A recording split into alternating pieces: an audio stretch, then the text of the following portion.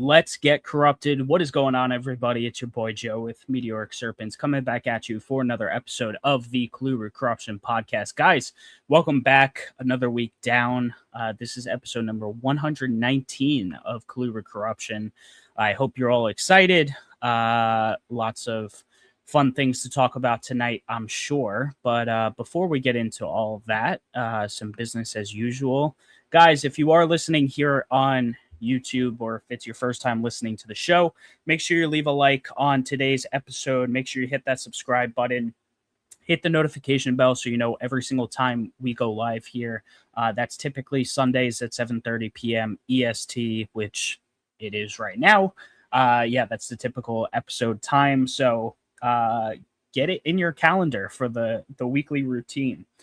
And super appreciate everyone that listens on here, though I will say only about like 50-something% of the watchers subscribe to the channel, which I think is crazy. So if you're here watching and listening to Colubrid Corruption, hit subscribe, please. It helps out. Share with a friend, drop a comment, let us know what your favorite part of the episode was and all that good stuff. And as always, what's up to the live chatters that are here as usual.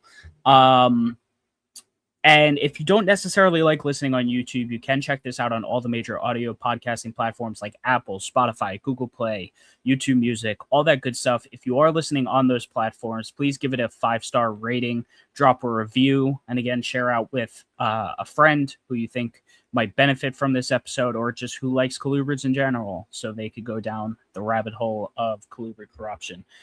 Thank you, guys. Guys, as usual, you can check me out on all my social media platforms. The link to those are down below, but pretty much search at Meteoric Serpents everywhere. Even Google, all my stuff should come up for you. Instagram is the best place to reach me.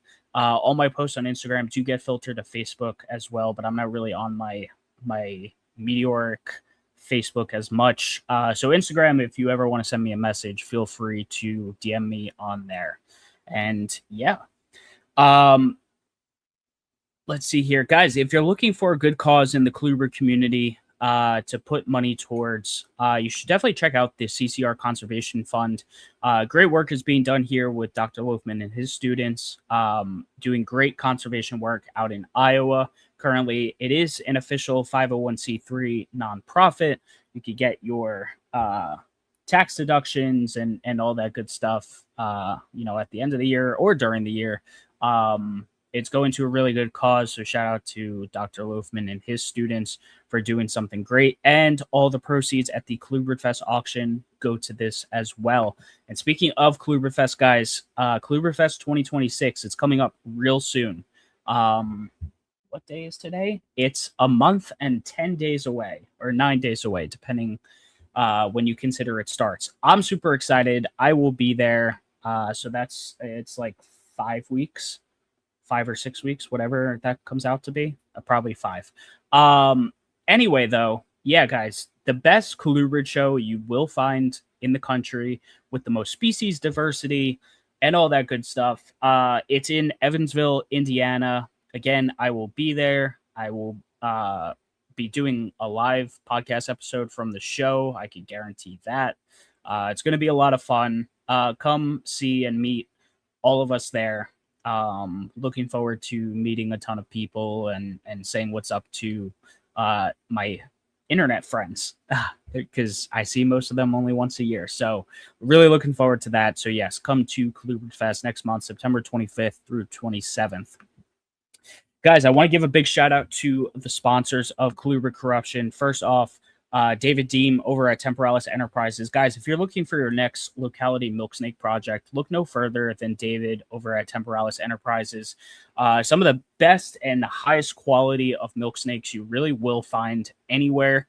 All different types of localities and the different species and subspecies.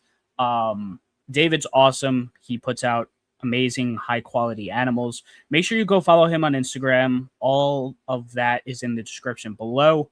And also sign up for his newsletter so you could get the early scoop on what's coming out of his incubator, what he's producing, his price list, all that good stuff. So once again, go follow Temporalis Enterprises over on Instagram. Go say what's up to David. And yeah, thank you so much for supporting the show. And guys, I do want to give another shout out, as always, to Phenome Precision Genetics. Guys, go to phenome.com to see what they have going on. As of right now, it's mostly in the ball python space, but they've been coming in hot with a lot of other tests like the green tree python sex determination tests. I know they're working on some hognose tests, and right now they're working on the like universal colubrid sex determination, which I'm excited about. I'm actually getting ready to send them off a bunch of sheds. I'm waiting for like a couple more animals to shed. I was super female heavy on my sheds, so I was waiting for a few more males to shed, and those should be dropping in the next couple of days. But I'm getting ready to send all those sheds off real soon. All the links or the info for that is in the description. Again, go check out phenome.com to see what they have going on.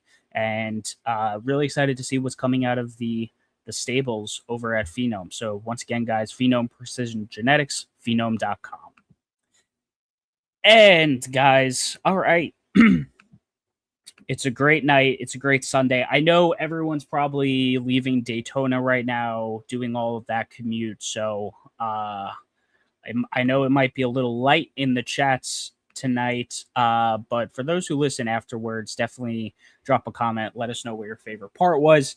Also, last but not least, as always, I do want to highlight the first link in the description that does take you to the Meteoric Serpents Patreon. If you're looking to support this show in a bigger way, gives you a lot of cool perks like ad-free podcast episodes, early access to pre-recorded episodes.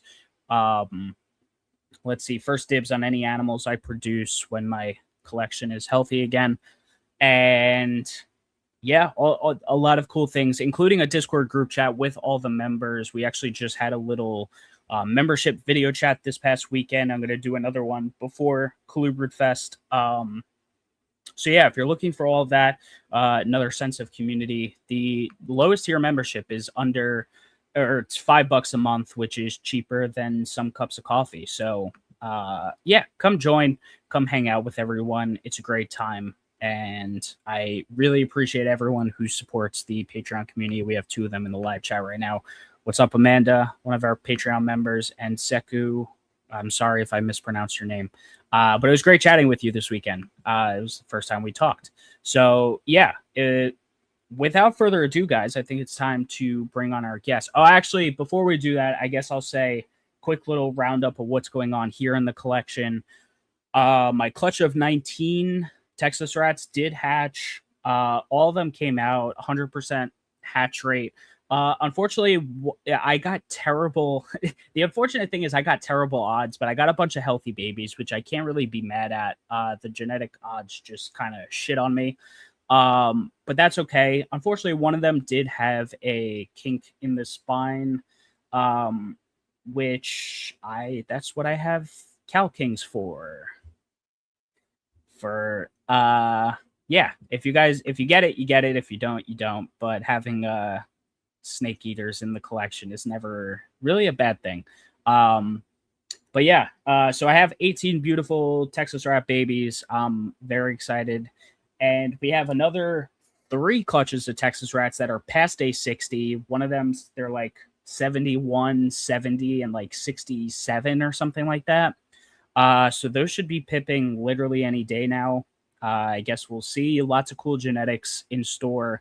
And then in the background, there's the couple eggs of Volanti, which I'm excited about. I don't know when those were laid, and I don't know when they're hatching. So they'll hatch when they hatch. But yeah, so I guess that's enough for me. And I still have to send out that round of crypto tests. But yeah, I just kept forgetting to print the form. I got the last swab I needed. So time to send that off and see where we're at here in the collection. And yeah, kind of just go from there. But without further ado, guys, I'm very happy to welcome Brayden from Creature Crossing to Colubrid Corruption. What's going on, man? Hey, man. How are you? Good. How you doing? I'm very good. That was awesome. You're a true showman. Yeah, I try to be. I try to be. Yeah, so I mean, I don't know. We first got introduced, I guess, over social media a little while ago, and then I came on your show, Creature Crossing, which I think I forgot to put the YouTube link in the description, but I will fix that afterwards. But definitely go, guys, go follow Brayden on Instagram. That I do have in the description. But I came on your show. We had a good time for sure. Lots of good conversation. But yeah, now you're here, and you keep a lot of species that I don't highlight a ton on the show, so I'm excited to talk about them. Yeah, I'm always happy to talk about it because whenever I'm talking about them in my show, I feel like I'm a burden on my own podcast. I feel like everybody wants me to stop, and now I'm brought somewhere to talk about them. So that's going Yeah. to be exciting. Well, I'm pretty sure people are tired of hearing me ramble about rat snakes, so for the most part, I try to get the diversity in there, but it's not in my house, so sometimes I have a hard time talking about them. But yeah, man, I'd love to hear kind of your origin story when it comes to reptiles and how you got to where you're at today. Okay, yeah. So my origin story, I think, is similar to a lot of other reptile keepers, especially ones around our age. I grew up watching things like Crocodile Hunter and Jurassic Park, and was always obsessed from a really young age.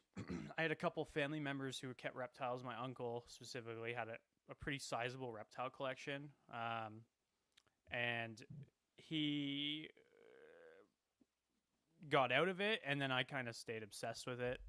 Um, so growing up, I would bring snakes home and keep Yeah. them, and get rid of them, this and that. And at some point, it just kind of went crazy, and and here we are now. It's not a super intricate backstory. It's kind of the same with a lot of other people's. I started working at zoos at 13, and it just, like I said, it never slowed down from there. Got into the garter snakes when I was 11, and Okay. it everything snowballed. Yeah. Cool. And now here you are. Now here I am. Now I have a show, and I'm on your show, and now Yeah. everywhere I look is garter snakes, and now I'm here talking about garter snakes and water snakes and other stuff. Yeah. Yeah, it's a good time. Yeah. So I assume you saw what I titled the YouTube video, but like you did this recently because you talked about it when I was on your podcast, but like you very literally moved, I don't know how far across the country, but you moved across Canada to very literally be closer to garter snakes in the So yeah, wild. kind of. Yeah, I lived in a good spot. Actually, technically speaking, the spot I lived in was better before I moved for garter snakes. Okay. So I stayed within Ontario. However, I moved north about 1,000 kilometers. I think in miles, that's like a billion or something. To this tiny little town with less than 10,000 people, and I did it because I noticed there was sightings of snakes that looked like the Quebec flames. If you know anything about garter snakes, um, they're in the hobby. There's this morph called flame, and they're all from Quebec. And, Okay. and if you look at all the old guys, the old schoolers, and the old blog posts about these snakes, they all say that this is the only place in the world where they look like this. Okay, and I started noticing they were kind of popping up in Ontario as well. Mm, And so I packed my bags and I moved north into their range. And long story short, that was about 5 years ago, and we produced the very first Cochrane District flames in captivity a year ago, okay. like a week ago. So like they just turned a year old, and they're pretty sweet. Actually, the thumbnail that you're using has a Cochrane District flame on it. Oh, nice. So Then I yeah, picked the right picture then. yeah, so that's the baby, and garter Nice. snakes are a type of snake that color up a lot in the first 2 to 3 years of their life. Yep. So they're always born kind of drab, and some of the ones that, like, that picture was taken probably 6 months ago, and like that animal Okay. now is insane. Like Yeah, they're incredible animals. I'm sure. It's definitely a trend with colubrids that it's usually very I'd say modest looking babies, if not ugly, then Oh yeah, they age into phenomenal animals. yeah. Garter snakes are no exception. They're born super ugly, Super ugly. Yeah. Unless it's like melanistics and stuff, those are always awesome. But like for Right. the most part, like a lot of the normal or locality snakes, especially with garter snakes, things like red, they'll be born almost brown, and if you're lucky, brown. That's how you know you got a good one, and then they'll color up as they age. Yeah. So when it came to like building your current reptile collection, like was it really just were you so I don't even know if this is a word, impassioned by the fact that like you had garter snakes around you and like that was the natural thing to catch and you wanted to keep them? Was like were you not into other species? Were you not aware of other stuff? Like what was the kind of, decision behind going the direction you went? Yeah, so it's kind of weird because it started off with garter snakes. One of my earliest memories is a massive garter snake in a wood pile at my uncle's house. And I was probably 4 or 5 years old when I saw that, and that was the first snake I ever saw in the wild. And I remember it so vividly, and I almost remember if that was some sort of trigger. Um, and then, of course, I'd always bring them home, always bring them home. And then, when Yeah. YouTube started to get more popular, garter snake videos were almost non-existent, except through maybe like some of BHB. They worked with some Yep. garters and stuff, and I watched a lot of that as a kid and would check out their garter snake stuff and got really, really obsessed from there. I think it really snowballed when I started working at the zoo because we didn't have any garter snakes. And Mm. one of my mentors, Paul Kennedy, he always was bugging them. We need a huge display of garter snakes, like just 10, 15 males. We need a huge display of garter snakes. And they never bought it. And I was always like, yeah, we do need that. At the time, Scott Feltzer was still keeping garter snakes. He was like the OG big garter snake guy, especially in the Okay. United States. And he had a website out called, I don't remember, I don't even remember, Scott Feltzer Garter Snakes, maybe, something like that. And he had pictures of all the morphs that basically existed. He had all of them. A lot of them went extinct, and then some are back now just through chance, but a lot of them never came back. And I so think it's looking so at that crazy. website, It's go so ahead. crazy how that like happens with mutations. Like it's so unfortunate, and that's why. And maybe we'll talk about this a little bit, but like why working together with other people in the hobby is important. Having those bloodlines in other people's hands, so like they don't go extinct. Yeah. Because it's very easy for that to happen. Unfortunately, too, the reality is the garter snake history has been plagued by cryptosporidium throughout its history, Mm, and it's wiped out lots of different things over the decades. Lots of different things.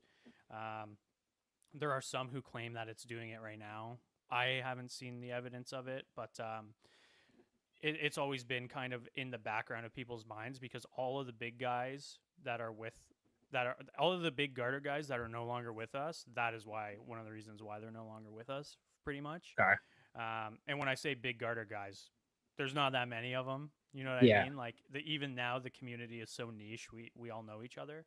I make a joke where when people ask how big our collection is, I go, yeah, we have probably the biggest. We easily have the biggest collection of Natricine snakes as a whole in Canada, which sounds impressive, but I could have 10 snakes and I'd have one of the biggest. You know what I mean? Like it really doesn't Yeah. take much.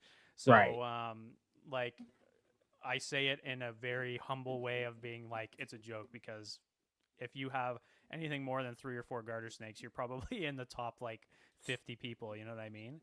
Right. But anyway, long story short, that's where I got started with them, and they never went away. I had my monitor phase. I had all these different phases of snakes that I tried to get into. Garter snakes were always a part of it. They Yeah. never left the collection, and I got out of the hobby very briefly for a couple of years, which I talked to you about on our show. And when I came back, it was aside from our outreach stuff, which we still do. It was all garter snakes, water snakes, and natrix, the European relatives of the grass Yep. snakes and whatever. Yeah. And tell me about that zoo experience a little bit. Were you working with the reptiles there as well? Oh yeah, absolutely. So I started off at a company called Little Ray's Nature Center, which was a Okay. reptile zoo. It started off Little Ray's Reptile Zoo, and then we changed our name.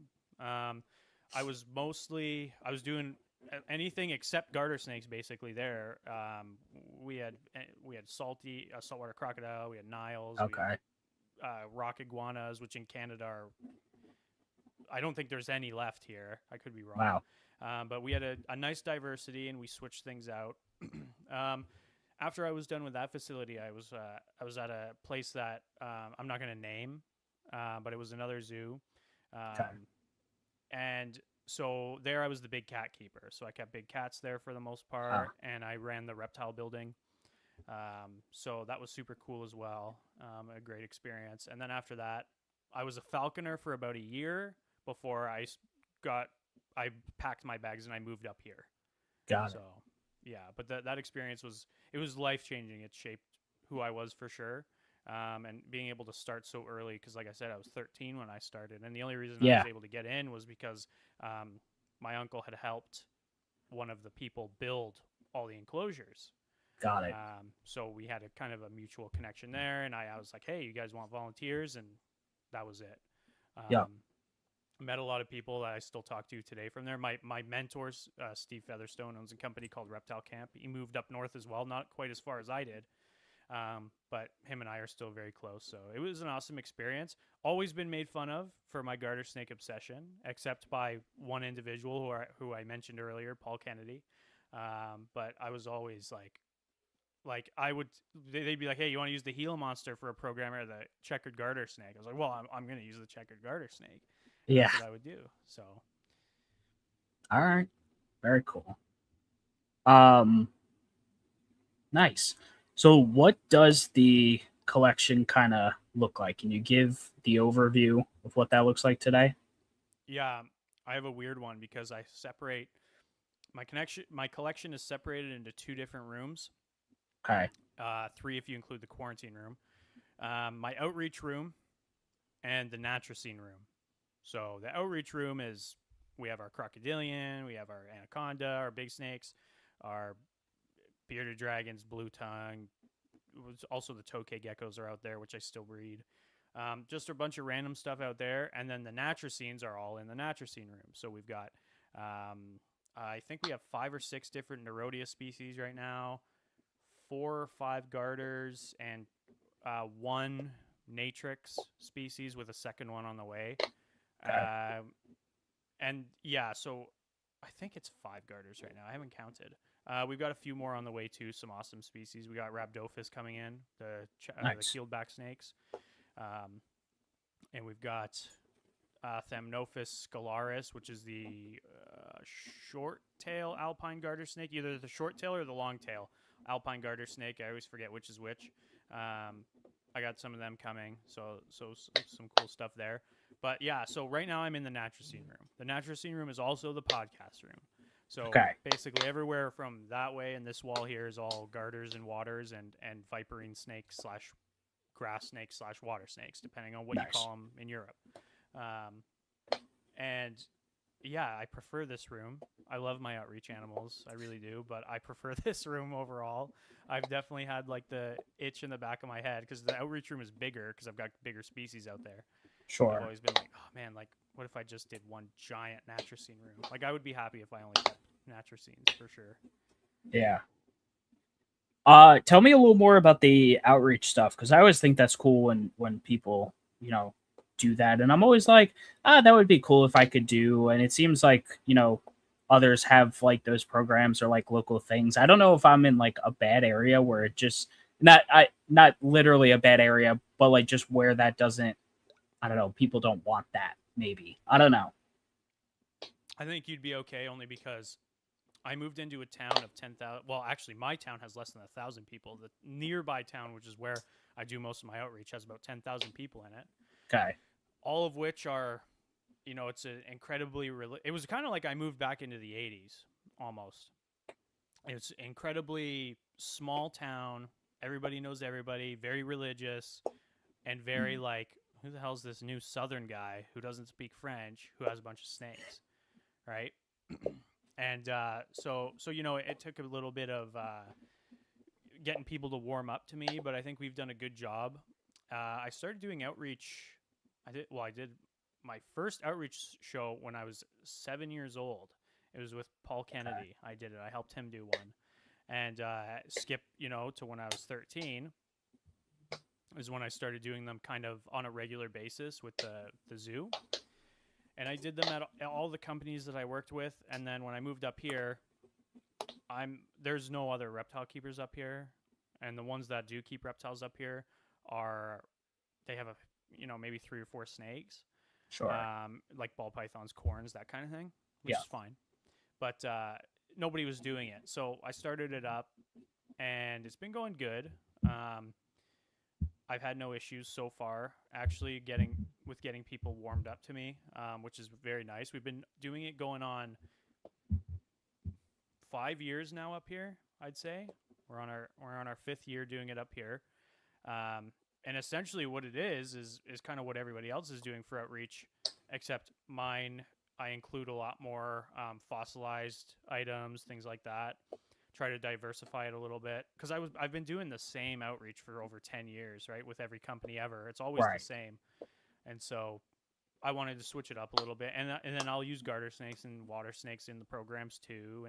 And I'm trying to put an emphasis on using native species during my programs, just to be like, hey, stop cutting these things' heads off with shovels. It's annoying. Yeah. Right. So, outreach is slowed down right now. Now that this is my first year back breeding, so outreach has slowed down a little bit in the last year or two. I expect it's going to pick back up. I just haven't done any advertising for it, and I'll have a few dozen people a year reach out, and we'll do something, which isn't very many at all. But you got to keep in mind too, I'm working with a population of 10,000 people. Yeah. Within a year, I knew all the kids in town, right? Okay. I was doing the same people's programs within a year. So it's a small town which has its struggles, but it's also my own sandbox, so I'm not complaining about it. Yeah, sure. Hope that answers your question. No, it does. No, that's very cool. All right. And then like you kind of said, good transition there, how you're getting back into breeding. So tell us a little bit about that, what species you're trying your hand at and all that stuff. Yeah, so I'll tell you a little bit about my original garter snake collection, which is exactly what it was. It was a garter snake collection. It was pretty good. We had, again, it's not impressive, but we probably had the largest collection of garter snakes in Canada. Definitely in diversity. So we worked with a lot of checkereds. We worked with a lot of, I say we, it's just me. Easterns, which I still work with a lot of. I had California red-sided garter snakes, which are the worst garter snakes in the world, if you're wondering. I had Lake Chapala garter snakes, which are one of the best garter snakes in the world. We had a whole bunch of stuff, and then there was a mix of reasons that made me think that the solution was to sell everything. So I sold everything at a ridiculously low price, got rid of everything except for a couple snakes that were very sentimental to me. Okay. Our logo is based off of a checkered garter snake, the first one I ever bought and didn't sneak into the house. And she unfortunately passed away about a year and a half ago to cancer. She was 14 years old. So I got out of I had Oregon red-spotted garter snakes, which are one of the best. If you just real quick, a little tangent. If you want a California red-sided garter snake, get an Oregon red-spotted instead. They're just as nice, and they're way easier to handle. They're awesome. All right. They're super cool. They're also more variable. But got out of the hobby for the most part for about 2 years. And then at that point, I hadn't got those flames in, which is the whole reason I moved up here. So this is 4 years into moving up here, and I still haven't, gotten any of them. And then finally I did. And it was a weird situation where someone brought one to me, and it happened to be a female who was pregnant. And that was the smaller or the bigger female, because we had 2 females that ended up giving birth here. Anyway, one of our females had 20 and the other had 20 live and 20 stills. So that was crazy. And I guess it just lit up a fire under my ass or something. Yeah. Where it was like, And at this point, I had already regretted getting out of everything. That happened pretty Yeah. soon after. But I tracked my collection down. I know where every single one of those snakes is right now, Okay. and I reached out to all of them, and none of them would sell them back to me. You know what I mean? They all had changed hands. Like one person brought the whole collection and then distributed them. Mm. I found out where they all were, and nobody would send me any of them back, Wow. which is understandable. They're not mine anymore, right? But Yeah. it brings me some peace just knowing where they are. So anyway, we got the first Cochrane District Flames born. We re-released most of them, and I kept the nicest ones. Okay. All was done legally. Ontario laws are a little weird, and a lot of people misunderstand the way they're written out. Because Eastern garter snakes are a native species here, things can be a little touchy. Everything was done legally, which the same cannot be said for the Quebec Flames back in the day. So I take that as a point of pride. And since then, we've been growing them up and expanding the collection. So Yeah. our last collection it was a garter snake collection with a couple in the Rhodia. I think we have more water snakes than we do garter snakes right now. Okay. Definitely in species. That's not by design. That's just kind of how it worked out. Yeah. And I've been trying to hammer into the European water snakes as well. Okay. Which is easily I think they're one of the most underrated colubrids in the North American hobby for sure. They're underrated over there as well. But if you like garter snakes, you like water snakes, but you prefer eggs for whatever reason, I don't know why you would. Get Natrix. Natrix look like garter snakes. They look like waters. They're separated by about 30 to 40 million years of evolution, but they kept the egg laying. Most Natricine snakes are egg layers. When they passed over the Bering Land Bridge, which is how Homo sapiens also passed over to North America, something happened and they all started giving live birth. I assume it's because of the climate. It's easier in a cold climate to have live babies than it is to lay eggs. That's why you see a whole lot of northern reptile species will be, not all of them, but a lot of northern species will be live bearing snakes. That's not a rule, but for some reason it worked out for the Natricines. And now our Natricines in North America are all live bearing. So your DK's brown snakes, your queen snakes, your water snakes, your garter snakes, all those guys give live birth, whereas all the ones in Europe still are laying eggs. So interesting. All right, so based on your theory, how do you explain all like the southern species, like the ones down in Florida and stuff? Like the Natricines down there still giving live birth? Yeah, because you made a comment about like cold climate, which sure, like fair enough, but then we have all the water snakes down in Florida and all the Natricines, and then plenty of your other types of snakes like vipers and whatnot.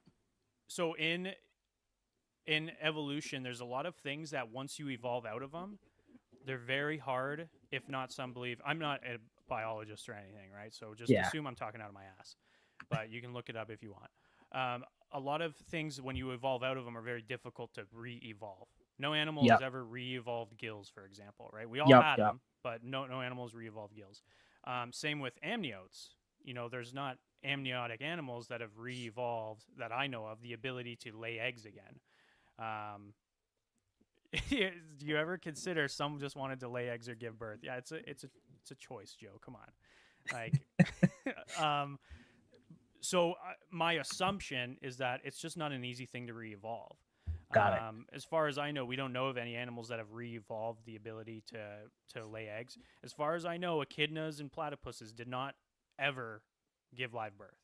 So citation needed, but that's not a situation where like a mammal lost that ability and then regained it back to lay eggs. Right. Once you lose it, it kind of seems like you lose it.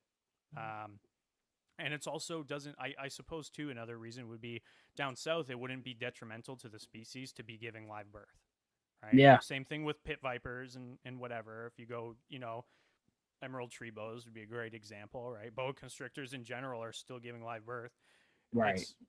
It's at the time it was beneficial, and then I guess the benefits just stayed, because especially when you consider for garter snakes, everybody thinks of the United States as being the garter, like that's where garter snakes are from, right? That's where the most diversification in the diverse area for garter snakes is Mexico. Mexico is Hmm, the home of the garter snakes. really? It's not America. It's Mexico, and then after they evolved in Mexico, they re-diversified up north. So it's not like the snakes that I have, as far north as I am, made it past Beringia. They all evolved and then diversified, and then they said, okay, we're just going to stay here in North America. No, they went all the way to Mexico, their ancestors, diversified, spread all the way back north. So they came back. Um, Mexico mentioned. Mexican garter snakes are the best. The alpine garter snakes I'm getting are from Mexico. But Okay. anyway, long boring story short, yeah, they do whatever they want, dude. I don't Yeah. know. No, it's still cool. I'm more of a egg laying guy, but for Yeah. my snakes at Well, least. maybe you should get some Natrix then, because Natrix lay eggs. Yeah, interesting. I'm actually dreading the. I haven't done eggs in like 10 years. Incubation. Yeah, I'm dreading it, but I'm excited at the same time. My favorite snake in the world is Natrix tessellata, the dice snake. They're also Okay. called tessellated water snake.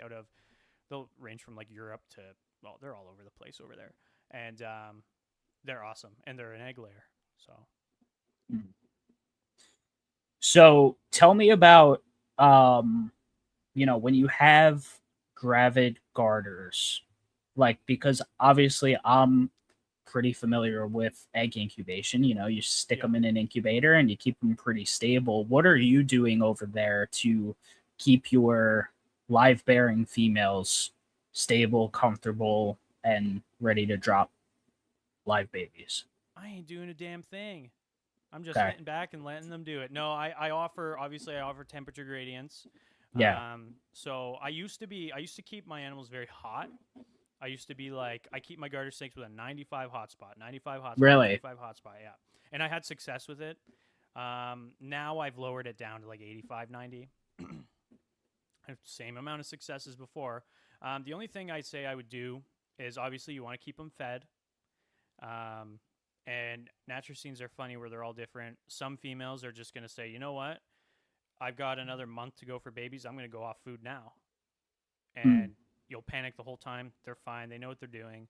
Um, I've had females eat as they're giving birth. You're like, Yeah. you're not supposed to do that. You're not supposed to do that. Whatever. They're fine. The only thing I'd say, there's a couple little tricks I've learned. When you suspect your female is ready to give birth, there's a few signs. There's a lot of she'll be looking for a suitable spot to lay or to give birth. So you'll see a lot of cruising, a lot of Yep. cruising. Um, you'll notice appetite will go down. You'll notice she's I've on noticed that a lot. even for like egg laying Yeah, animals, yeah, like for they sure. cruise a good bit, like right before they're about to drop. There you I'm go. So like, it's okay, similar. something's up. Like you're getting a little funky. Yeah. So a lot of time you'll notice when you see that, cut your heat. I totally cut my heat. There's some that believe, and I've had really good odds with the live bearing babies. If you if your female gives birth and it's too hot, the babies can suffocate inside of the little egg. They do Mm. technically lay eggs. They're just like Yeah, the yeah. little sacs. Um, it can suffocate inside of them, which from what I've seen no science behind it. However, experience tells me that that's probably true. Citation needed. So I always cut my heat about a week before if I can. Nothing crazy, like I'll keep them room temp, but Yeah, cut yeah. my heat down. I don't offer food about a week before. I suspect she might be ready. And some of them aren't going to tell you either, dude. Like I've had big experienced females will just be like, "Oh, it's time. Okay, I guess it's time." And those are the ones that will like just not care. They won't tell you they're ready a lot of the time. They'll just one day you'll wake up and you're like, "Holy shit, like there's 40 babies in here. What Yeah, the hell am yeah. I going to do?" Right? That happened to us last year where we had the one female who was clearly not a first time female dropped 40 babies. We did not expect it. We didn't think she was ready yet. And then the next day, another female dropped 20, and we weren't expecting it. And I was like, oh my God, like this is a lot. Um, But yeah, so aside from that, like big thing with garter snakes and water snakes, I'd say all snakes in general, ventilation. Give them good ventilation. Cut your heat before they're about to have babies. Cut your food off before they're going to have babies, or don't, Right. whatever. Like they're going to be fine. But that's what we do here, and it's been pretty successful. All right. Very cool. And yeah, so what are the? Cause I just saw your post on Facebook, but it's not on Instagram. So you have some girls that are Oh, my looking pretty. story. Yeah, it's on my Or Instagram was it your story. story? Yeah. It's on Oh, my okay. Instagram story. Yeah, we have a Nerodia fasciata pictiventris, which is the Florida banded Ah, water snake, which is the first water snake I ever owned. let me see if I can And she's a pull bit of this a up. weird one. She's been hiding. She was hiding it from me for a little bit. There you go. There she is, right there. Yeah. You can see the scale spread at the lower part of the abdomen. Yeah. She's been telling me that she's knocked up. I've seen no locks with her male. Her male is like a fat, lazy guy. But I've seen it doesn't seem like slugs. She's had slugs before. It doesn't seem like that. She's cooking them. Like she's always basking with her belly. She's acting like she's been snorting coke or something. She's just like totally unhinged right now. I'm pretty sure, like I said in that post, I'm not holding my breath because I get burned too much when I do that. I'm pretty sure she's pregnant. I Yeah. would be very surprised if it was slugs. I think they're just doing it at night or something. Maybe they don't want me watching. I've got a little chair in the corner I set up to watch all my snakes breed. Okay. I'll sit in it, and I guess they don't want to do that. You ever see that little chair in the corner of the hotel room? That's what that's for. Yeah. Yeah. So anyway, I don't actually have a chair. Actually, right now I do.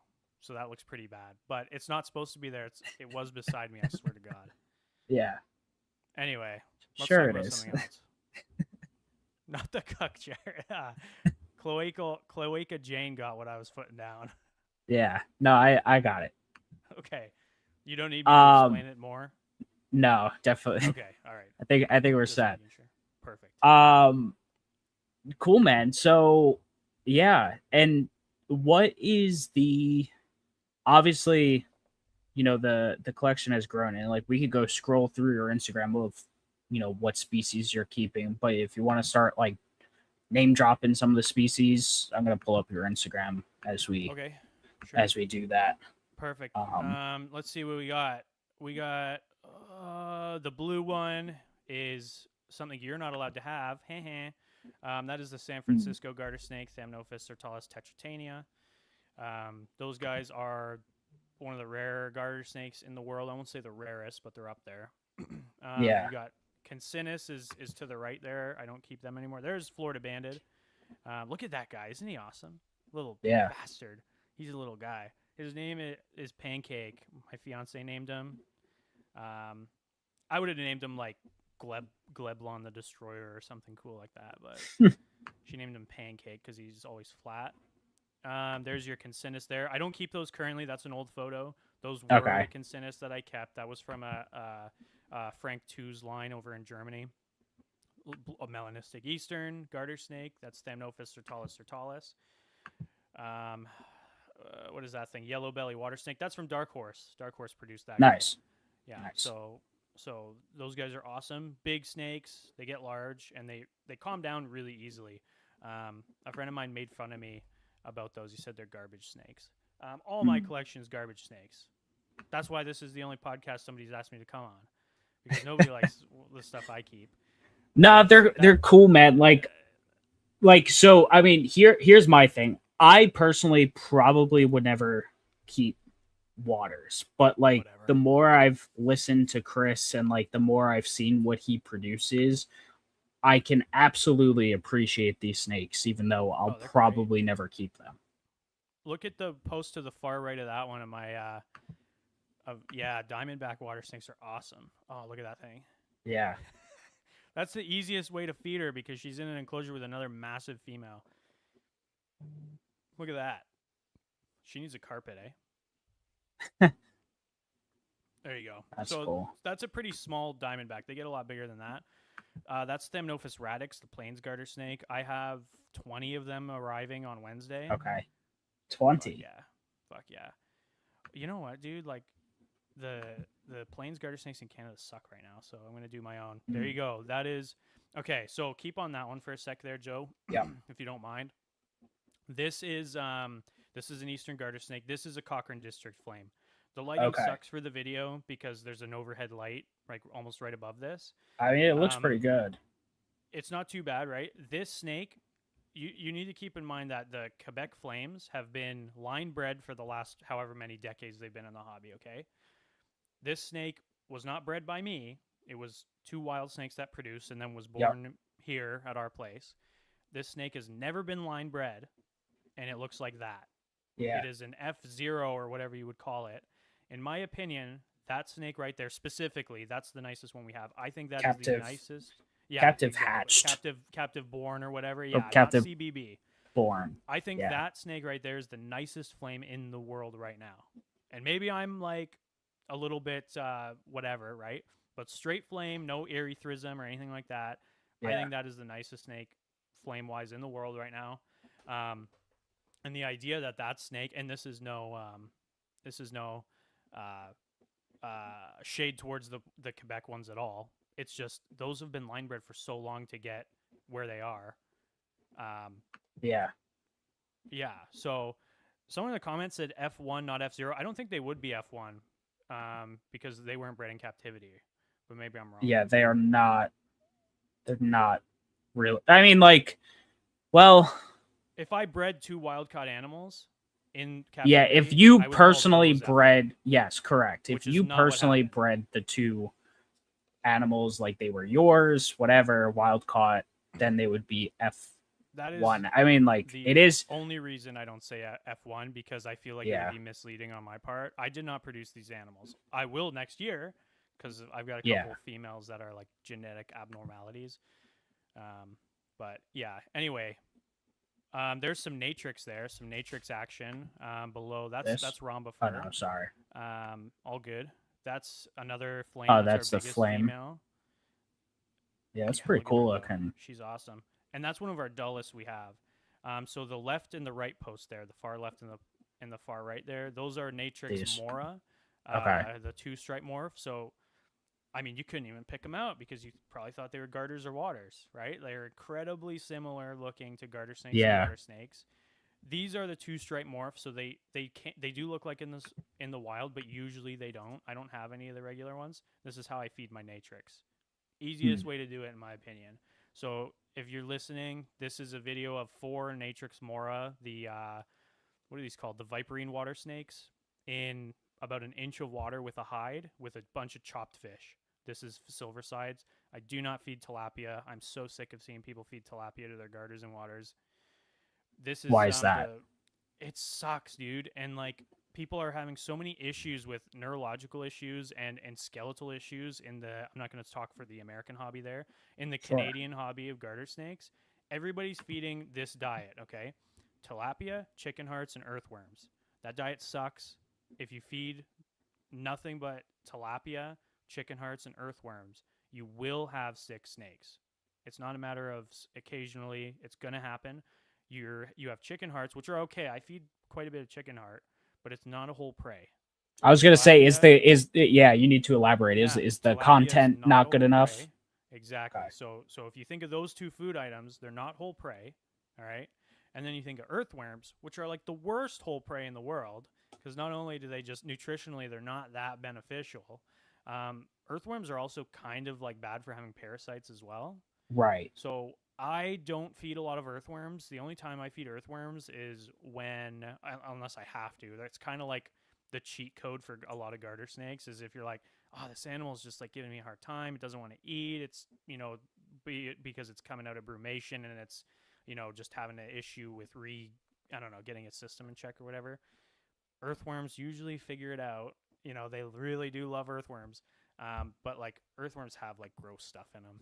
Like they're nematodes and other parasites in them. So I try to avoid them, except for babies because it's just an easy way to get them eating. But one of the biggest, garter snakes, water snakes are an easy animal to keep, but they're also easy to screw up because people try to take the short things, like the Yep. cuts. Yeah, shortcuts. And I mean, let's be honest, earthworms, tilapia, and chicken heart is like super cheap way to feed your snakes.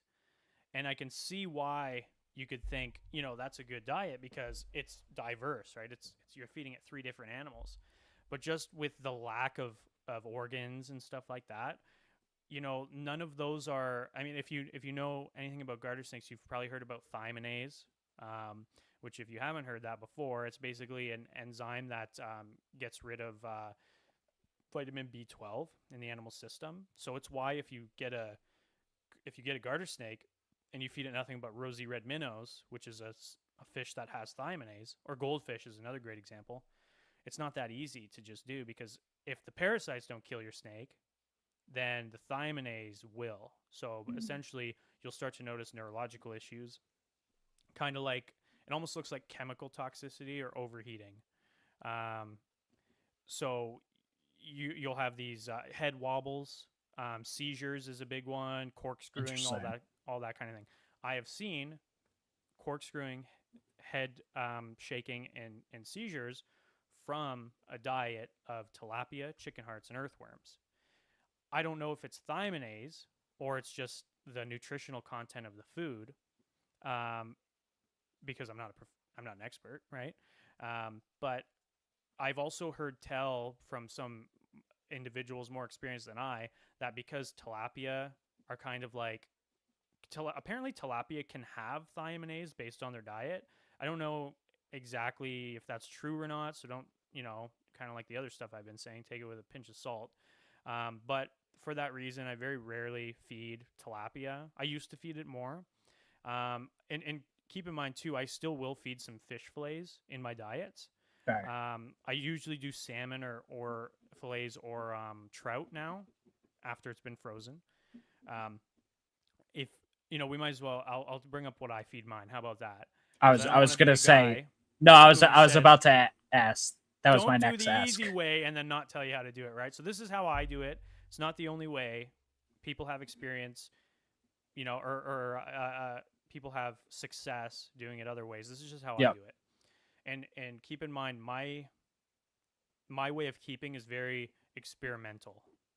I'm always trying new stuff. I'm always trying this and trying to do that. I'm trying to do things that are both healthy and make my life easier, right?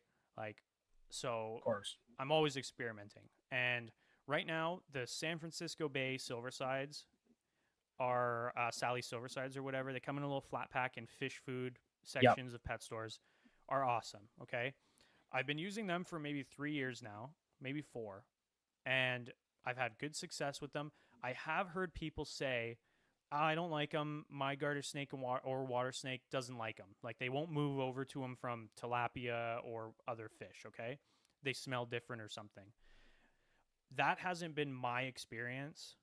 However, I do not doubt their experience, if that makes sense. I believe them that their snakes did have a hard time transitioning. I think I just got lucky. I've never had issues transitioning over Those to silver this sides are fish. like fishy fish. They're Like fishy for fish, and they're a whole fish prey. eater. Yeah. Yeah, they are. We used They're to when I worked awesome. at a pet store, I used to feed silver sides to like the moray eels we had. Mm. Go in there with tongs and like feed these things. So yeah, I'm Yeah, familiar. they're awesome. But They're great. But I've come into an issue, Joe, within the last few months. Those things are fucking expensive. Oh, sorry. mm, Am I not supposed to swear on here? you're good. Okay. You're good. Those things are expensive. Those are Yeah. expensive. And when I've got big diamondback water snakes or pregnant females, they're eating like at minimum 2 fish per feeding. Sure. But like I have to substitute with other stuff if they're only getting 2 when they get to that big size. It's expensive, and with all the babies, I gotta chop them up, and Yep. like Yep. it's. I'm going. We just got 4 packs 2 weeks ago, and I'm out. Like I just ran out, so Yeah. it's too expensive. So I'm about to start my new experiment, which is I have a lot of where I'm at. I have some invasive species of fish. Things like smallmouth bass are invasive where I live, and Okay. I'm a big fisherman. Hey, I got a Yeah. bass shirt on right now. I got There you bass go. shirt. I love fishing. And so I have some ideas where I'm going to try and utilize some of those. However, I'm like a notoriously like terrified keeper when it comes to parasites. I'm terrified Yep. of parasites. absolutely terrified of them. Which is kind of weird because I treat for parasites whenever I get wild caughts in. Like, it's really not a big deal. I've done it 100 times. Joel, it's kind of what Joel here just said. What about using a minnow trap to catch wild minnows, then freezing them to kill parasites? Good whole prey item. It's a start. There's a few issues with it. When you're catching minnows, a lot of them are hard to identify. You don't know if you're getting thymidase-free species or not, which in itself is not necessarily a bad thing. Snakes in the wild are eating thymidase-packed fish their entire lives. It's all about diversity, right? Now, the issue with that is only when it comes to freezing them. Freezing does not kill all parasites. It kills a lot of them, but some of them will withstand levels of freezing. There's a whole bunch. You can look it up, like what to freeze for human consumption, for example. So I'm basically doing what Joel just said, but I'm also going to heat the mixture up. I can't feed whole smallmouth bass to my snakes, so I bought a $300 blender. So I'm going to blend them, make liquid, heat it up to a certain temperature for the parasite specifically, but not cook it, right? I don't want to cook it. And then I'll use gelatin and stuff and then freeze it. So I have some ideas, and like I said, it's an experiment. Don't know if it's gonna work. Haven't tried it yet. But if you have like most people's garter snake and water snake collections are not as large as this one. Just feed the silver sides. Silver sides gets, do some rodents occasionally. I'm very low on rodents personally. Some people only feed rodents and they have success. I think you have to be very careful with that. Obesity is a big deal in garter snakes, and it, like the consensus for garter snake lifespan, people still think it's 10 to 15 years. Garter snakes live longer than that. I promise you they live a lot longer, but we're killing them with fat, right? And other stuff, parasites and this and that. But yeah, anyway, long story short, they're a pain in the butt when you have a lot of them to feed. But when you just have a small amount, those fish, some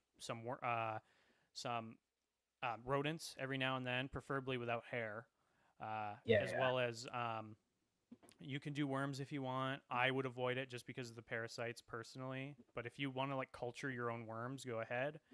And well, I was gonna say for you, what about setting up like a fish tank for like platies and mollies or something? I've thought about it, and I was going to. My only issue is with the amount of large-bodied water snakes I have, the amount of food they'd be consuming. I think it would be a lot of fish, like for me to have to do. It would probably, it would definitely take a good bit for you to like actually start up, because you'd probably have to buy the first set, breed them, let those babies raise to adulthood, and then keep the cycle going from there. So that's going to take a bit. Treat the parents for parasites, and then not the babies. You don't want to treat the babies. Treat the parents. You cannot feed them off after that. And then, go from there. It's a process, and I don't think it's a bad idea at all. I want to do it. And I wouldn't mind doing my idea and that. You know what I mean? Like a diverse diet is awesome for these guys. The success for these guys is diverse whole prey. And you know what? I feed chicken hearts too, dude. Like, you can feed stuff like that as well. I feed frog legs. It's meat and bone, right? And tendons and stuff. Like, there's no organs. But I feed them occasionally, not super often.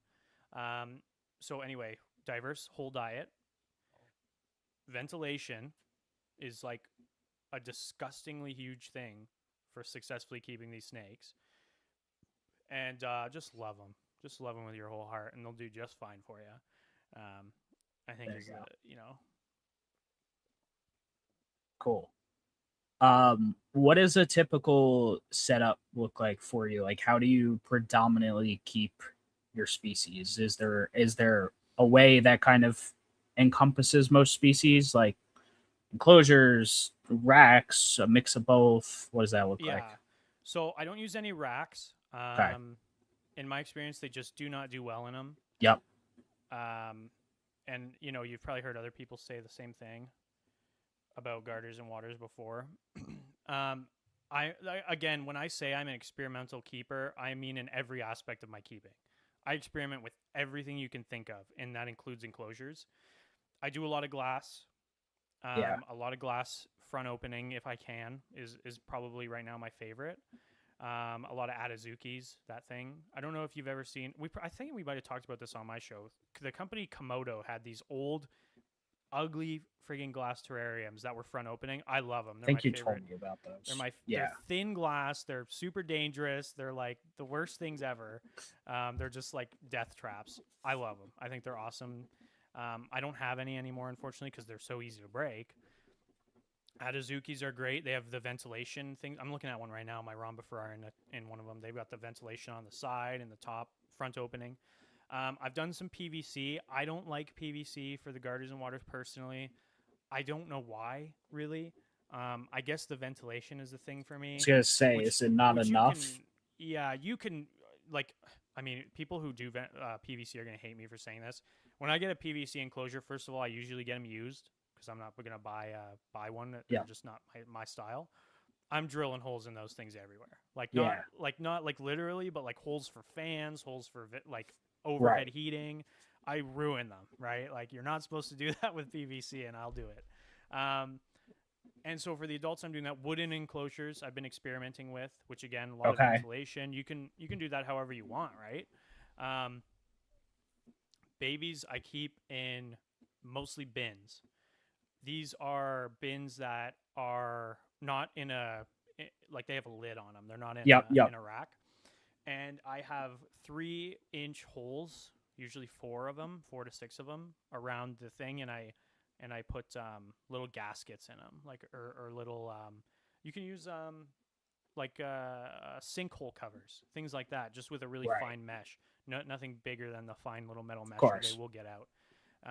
So I use things like that for babies, and then I upsize them to the 27-gallon HDX totes, which I modify to cut out a door in the front, overhead heating at the back, so a big mesh square at the back of them, and then ventilation on the sides. So Are it's kind those of like a is that the hybrid. Christmas tree box? Is that the size it They is? kind of look like that. They're pretty small though. They're Smaller like though? Okay, yeah. yeah.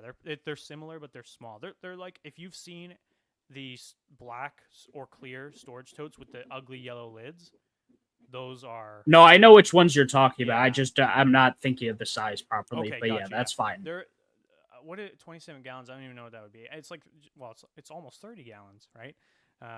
So those work up to like Yeah. I'd say 2-year olds, and then I'll move them into adult enclosures. Okay. It depends on species too. The water snakes kind of grow a lot quicker, I find, than the garters. And then the natrix, they grow so slow, dude. Like so incredibly slow. Um, my natrix are a year old now, and they're like the size of like a month old garter snake. It's insane. Like tiny little things. But yeah. Wow. So long story short, again, I keep a lot of different enclosures. I'm always experimenting. I'm still trying to find that perfect one. I Yeah, you think haven't for me found it yet? for me the perfect one is going to be something I build. I just don't Okay. think any like commercial enclosure is going to be perfect for me. Nothing against them. I love Adazukis. I love Exoterra enclosures. I just like there's always something missing for me. Like I've been experimenting with a lot of fans, especially for water snakes. You're gonna hear you shouldn't keep water snakes with water features, which for the most part I think is true, but I do not think it's impossible. And I think the issue is with ventilation, Right. where the snake gets out of the water, it can't dry off completely before it goes back in the water, right? Mm. Heat, overhead heat and dry substrate and a fan, I think will solve that. Also, running clean water. Yeah, So, yeah. um, like I can't really give you like perfect answers for questions like that, only because I'm still figuring it No, out for myself. sure. I Like, mean, fair enough. and I think that's something that a lot of us should try to do for other animals too, because there's always better ways, right? And I'm trying to find one that like is as perfect as I can get for keeping the snakes happy and healthy and in a way that I like to watch them, right? Like, because I love to sit down here and watch and see what everybody's doing, but also be easy for me, preferably cheap to build. Like I Yeah. love doing DIY. So if I can get away with doing some DIY enclosures over like buying commercial enclosures, I will. Yep. Um, and then you can customize the crap out of them, right? Like however you want. So experiment with it, have fun with it. But yeah, I keep mine at just like my humidity in here stays anywhere from like 30 to 60. Like it kind of ranges. Just being so far north in Canada, we have a huge we have a huge range in humidity up here, Okay. and temperatures. I keep them around 72 to 75 with an 80 hotspot, 80 Got 85. it. Okay. Yeah, Very cool.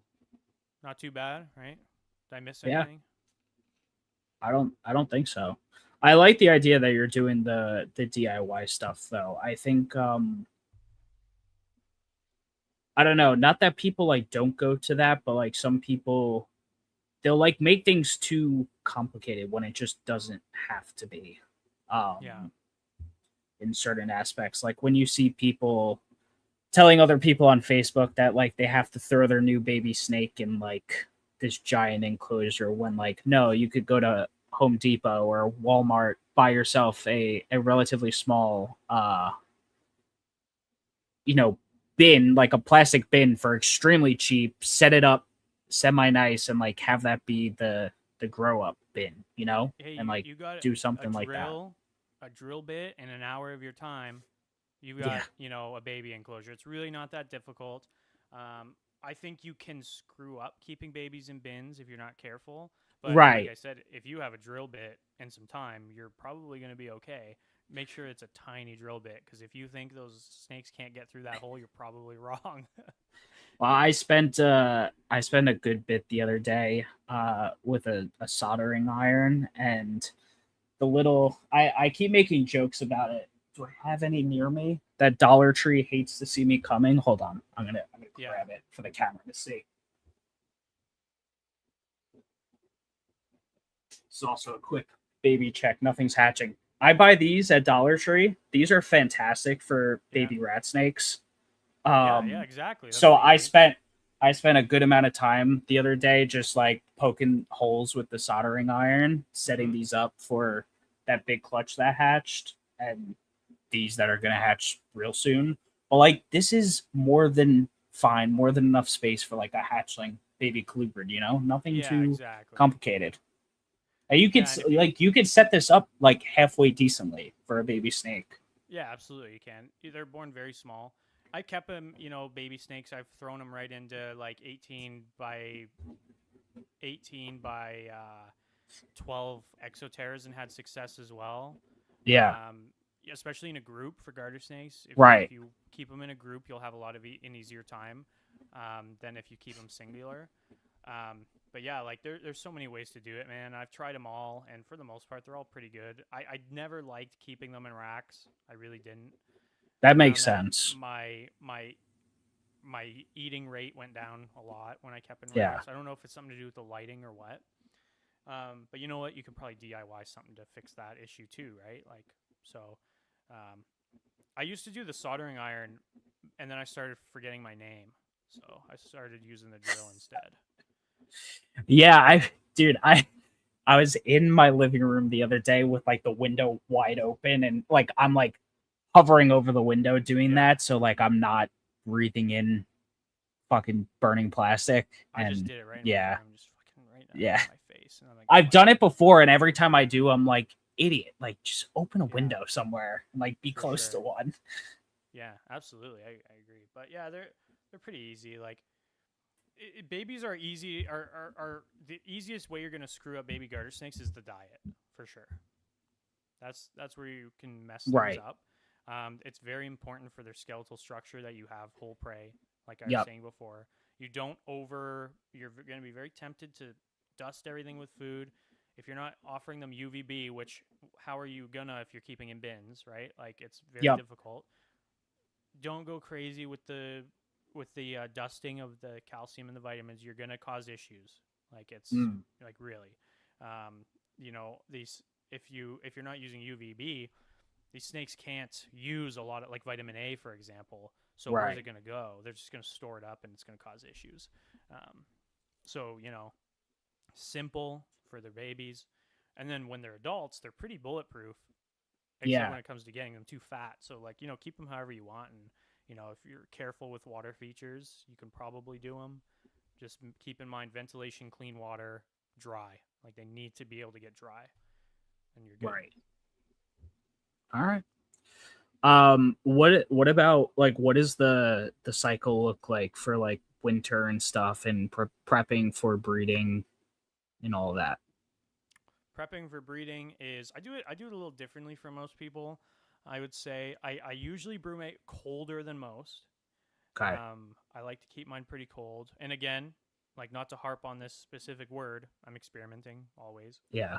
Um, I've read different ways other people do it and tried them, and my way I like I'll get into in a sec. But the way I prep is basically everybody's done having babies, right?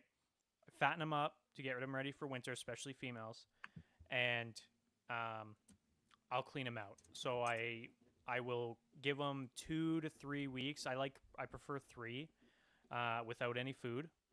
These snakes Okay. have very high metabolisms. They'll get rid of it usually within the week. I like to make sure though, and then I'll give them a soak, an electrolyte soak. I'm a big fan of electrolyte soaks. I do them often for babies. Um, I give everybody an electrolyte soak to get them ready, and then I'm not a big like slowly lower the temperature down guy. I'm kind of a little not like I guess I am very quick with it, but not like just take them from their heated enclosure and put them into like 50 degrees Fahrenheit. I'm more of like I'll cut the heat out and just leave them in the room. It'll go down to 72 or something. Bring them upstairs where it'll be a little colder, and then I'll shove them in the garage. So Okay. for my southern Natricines, I keep them at around 54 ish. Um, is where I've been keeping them. I might even try colder this year. I found everybody was a little too active this Mm. past winter for me, so I might go down a little more. And then for let me just translate this to American for you here. I have a temperature calculator pulled up, so give it to Perfect. me. Okay. I'm pretty sure I keep now. This will be my first year I'm Because I brewmaking. thought you were about to spit Celsius at me, and I was like, I know, this I know. guy, he's gonna No, do no. it. You know what? Most Canadians read reptile and Fahrenheit. Most Canadians. Really? Okay. Yeah, most Canadians read reptile and Fahrenheit. Not all, but most of them do. Okay. In my experience, at least. So, hold on here. The Yeah, that sounds right. So about 45 Fahrenheit. Okay. Which which is where I'll keep the northern species. I think I'll go down more this year. Keep in mind, like the garter snakes that I keep are the most northern garter snakes locality in the Right. world right now. No, this is it. Like nobody has snakes from a more northern Yeah. area than I do. Or not snakes, sorry, garter snakes specifically. Nobody has Yeah. more northern garter snakes than me right now. So I might go down more. Our winter last year got minus 55 Celsius. So that you can translate Yeah. to That's what American for me if you don't minus mind. minus 55 Celsius Yes, is negative 67 Fahrenheit. 6-7. Gotcha. That's crazy. Wait, were you serious about that? No, I'm dead serious. I'm dead serious. Oh, okay. I didn't expect that. It just worked out in my favor. Minus 55 was last year. We've seen minus 60 before. So it gets cold. We How do understand. you function? I don't, I dude. I didn't like know it could rot in get my that house. cold there. I know. And you know what the worst part about it is, dude?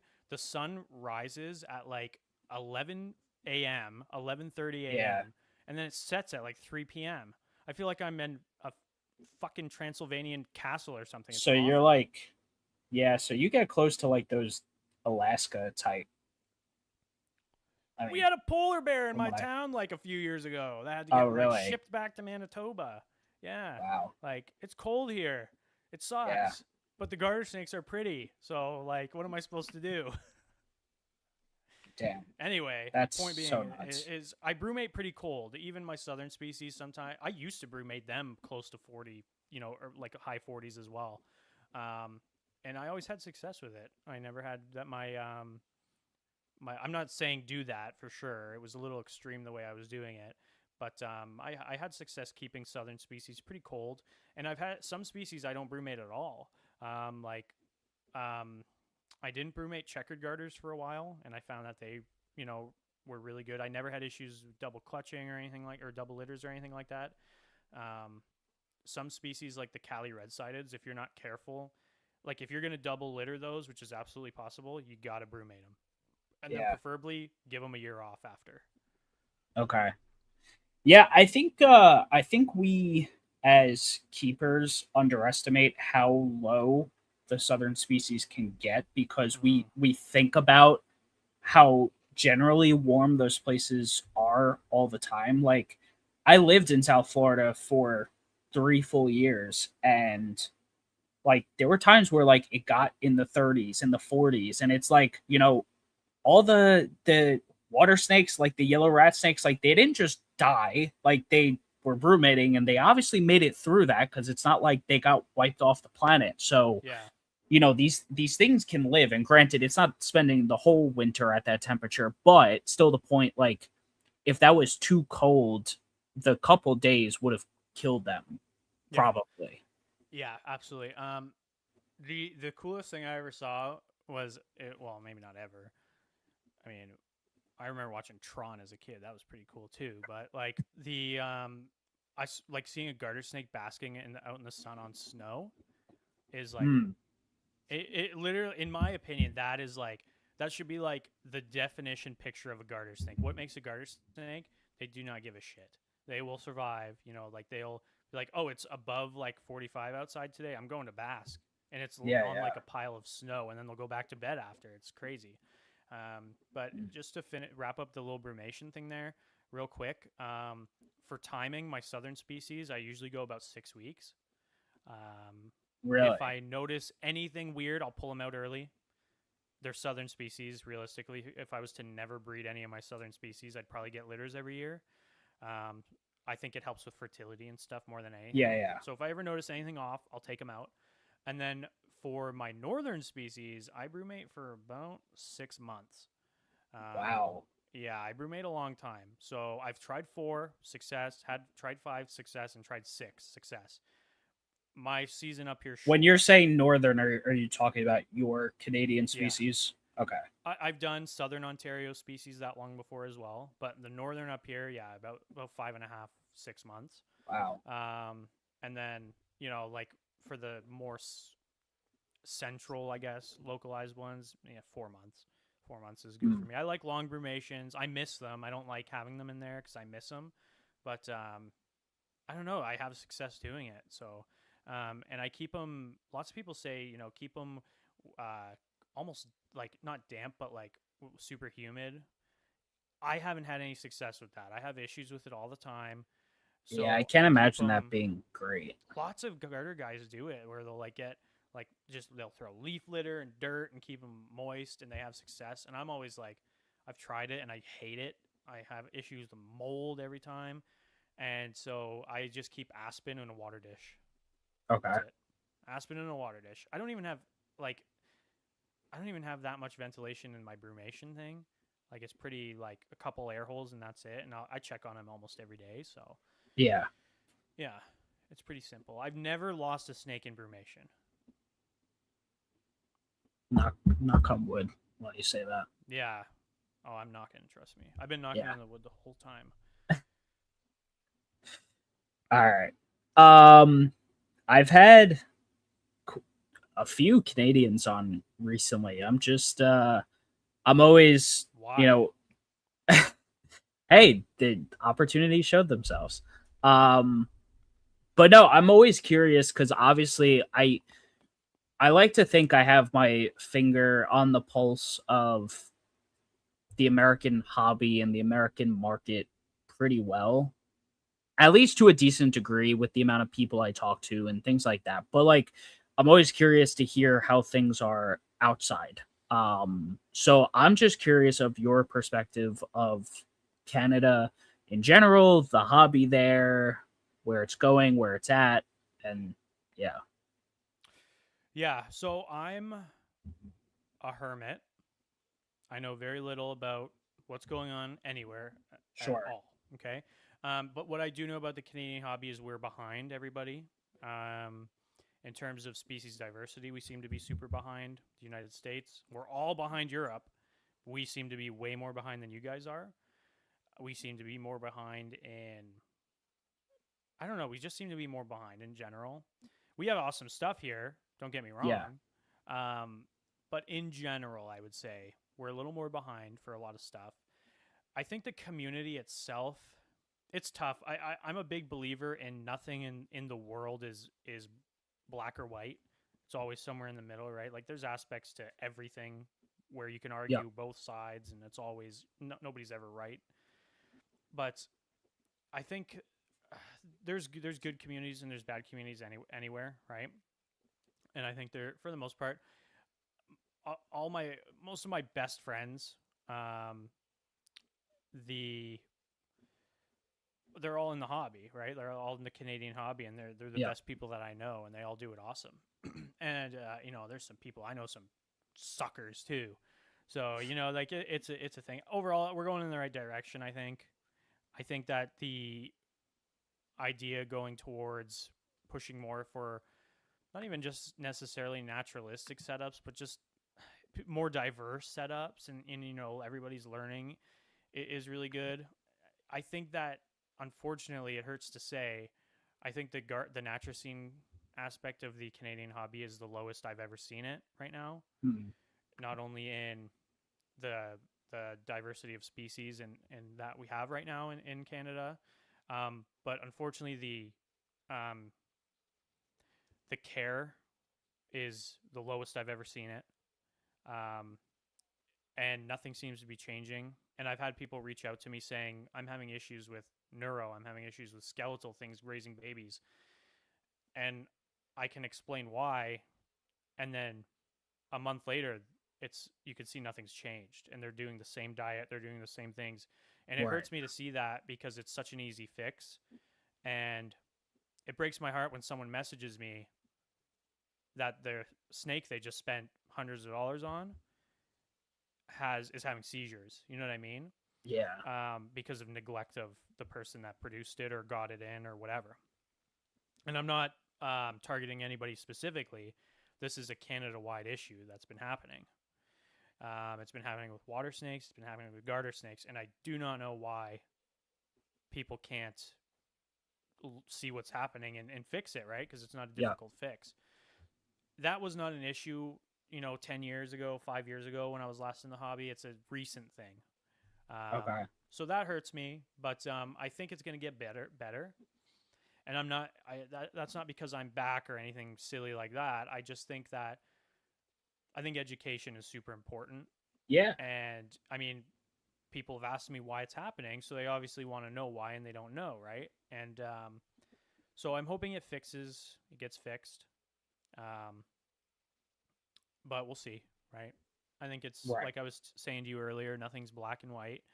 There's middle grounds for everything, and if it was as easy as it's good or bad, I think we'd all be having maybe a better or worse time, right? But for the garter, the Natricine hobby, we're in a bad spot right now in Canada, but we'll get back. Okay. Gotcha. Um, when it comes to you like producing stuff, which obviously should hopefully be soon, like what is your outlet for sales kind of look like, or what do you plan on doing at the very least? My outlet for sales before was a little app called Kijiji, which is our Craigslist. Yeah, It sucks so bad. It's so bad, but I it think that's what worked. Bree said a few weeks ago. Yeah, it sucks so bad, dude. Um, but you know what? Like when I was first doing it, I was the only person really breeding consistently. Okay. So I had no issues selling out of snakes. I never wholesaled before. I never had to, which was nice. I think I still won't have to because everybody's price gouging the shit out of garter snakes right now. Mm. So like snakes that I would sell for like $200 are up on the market for like 600 right now.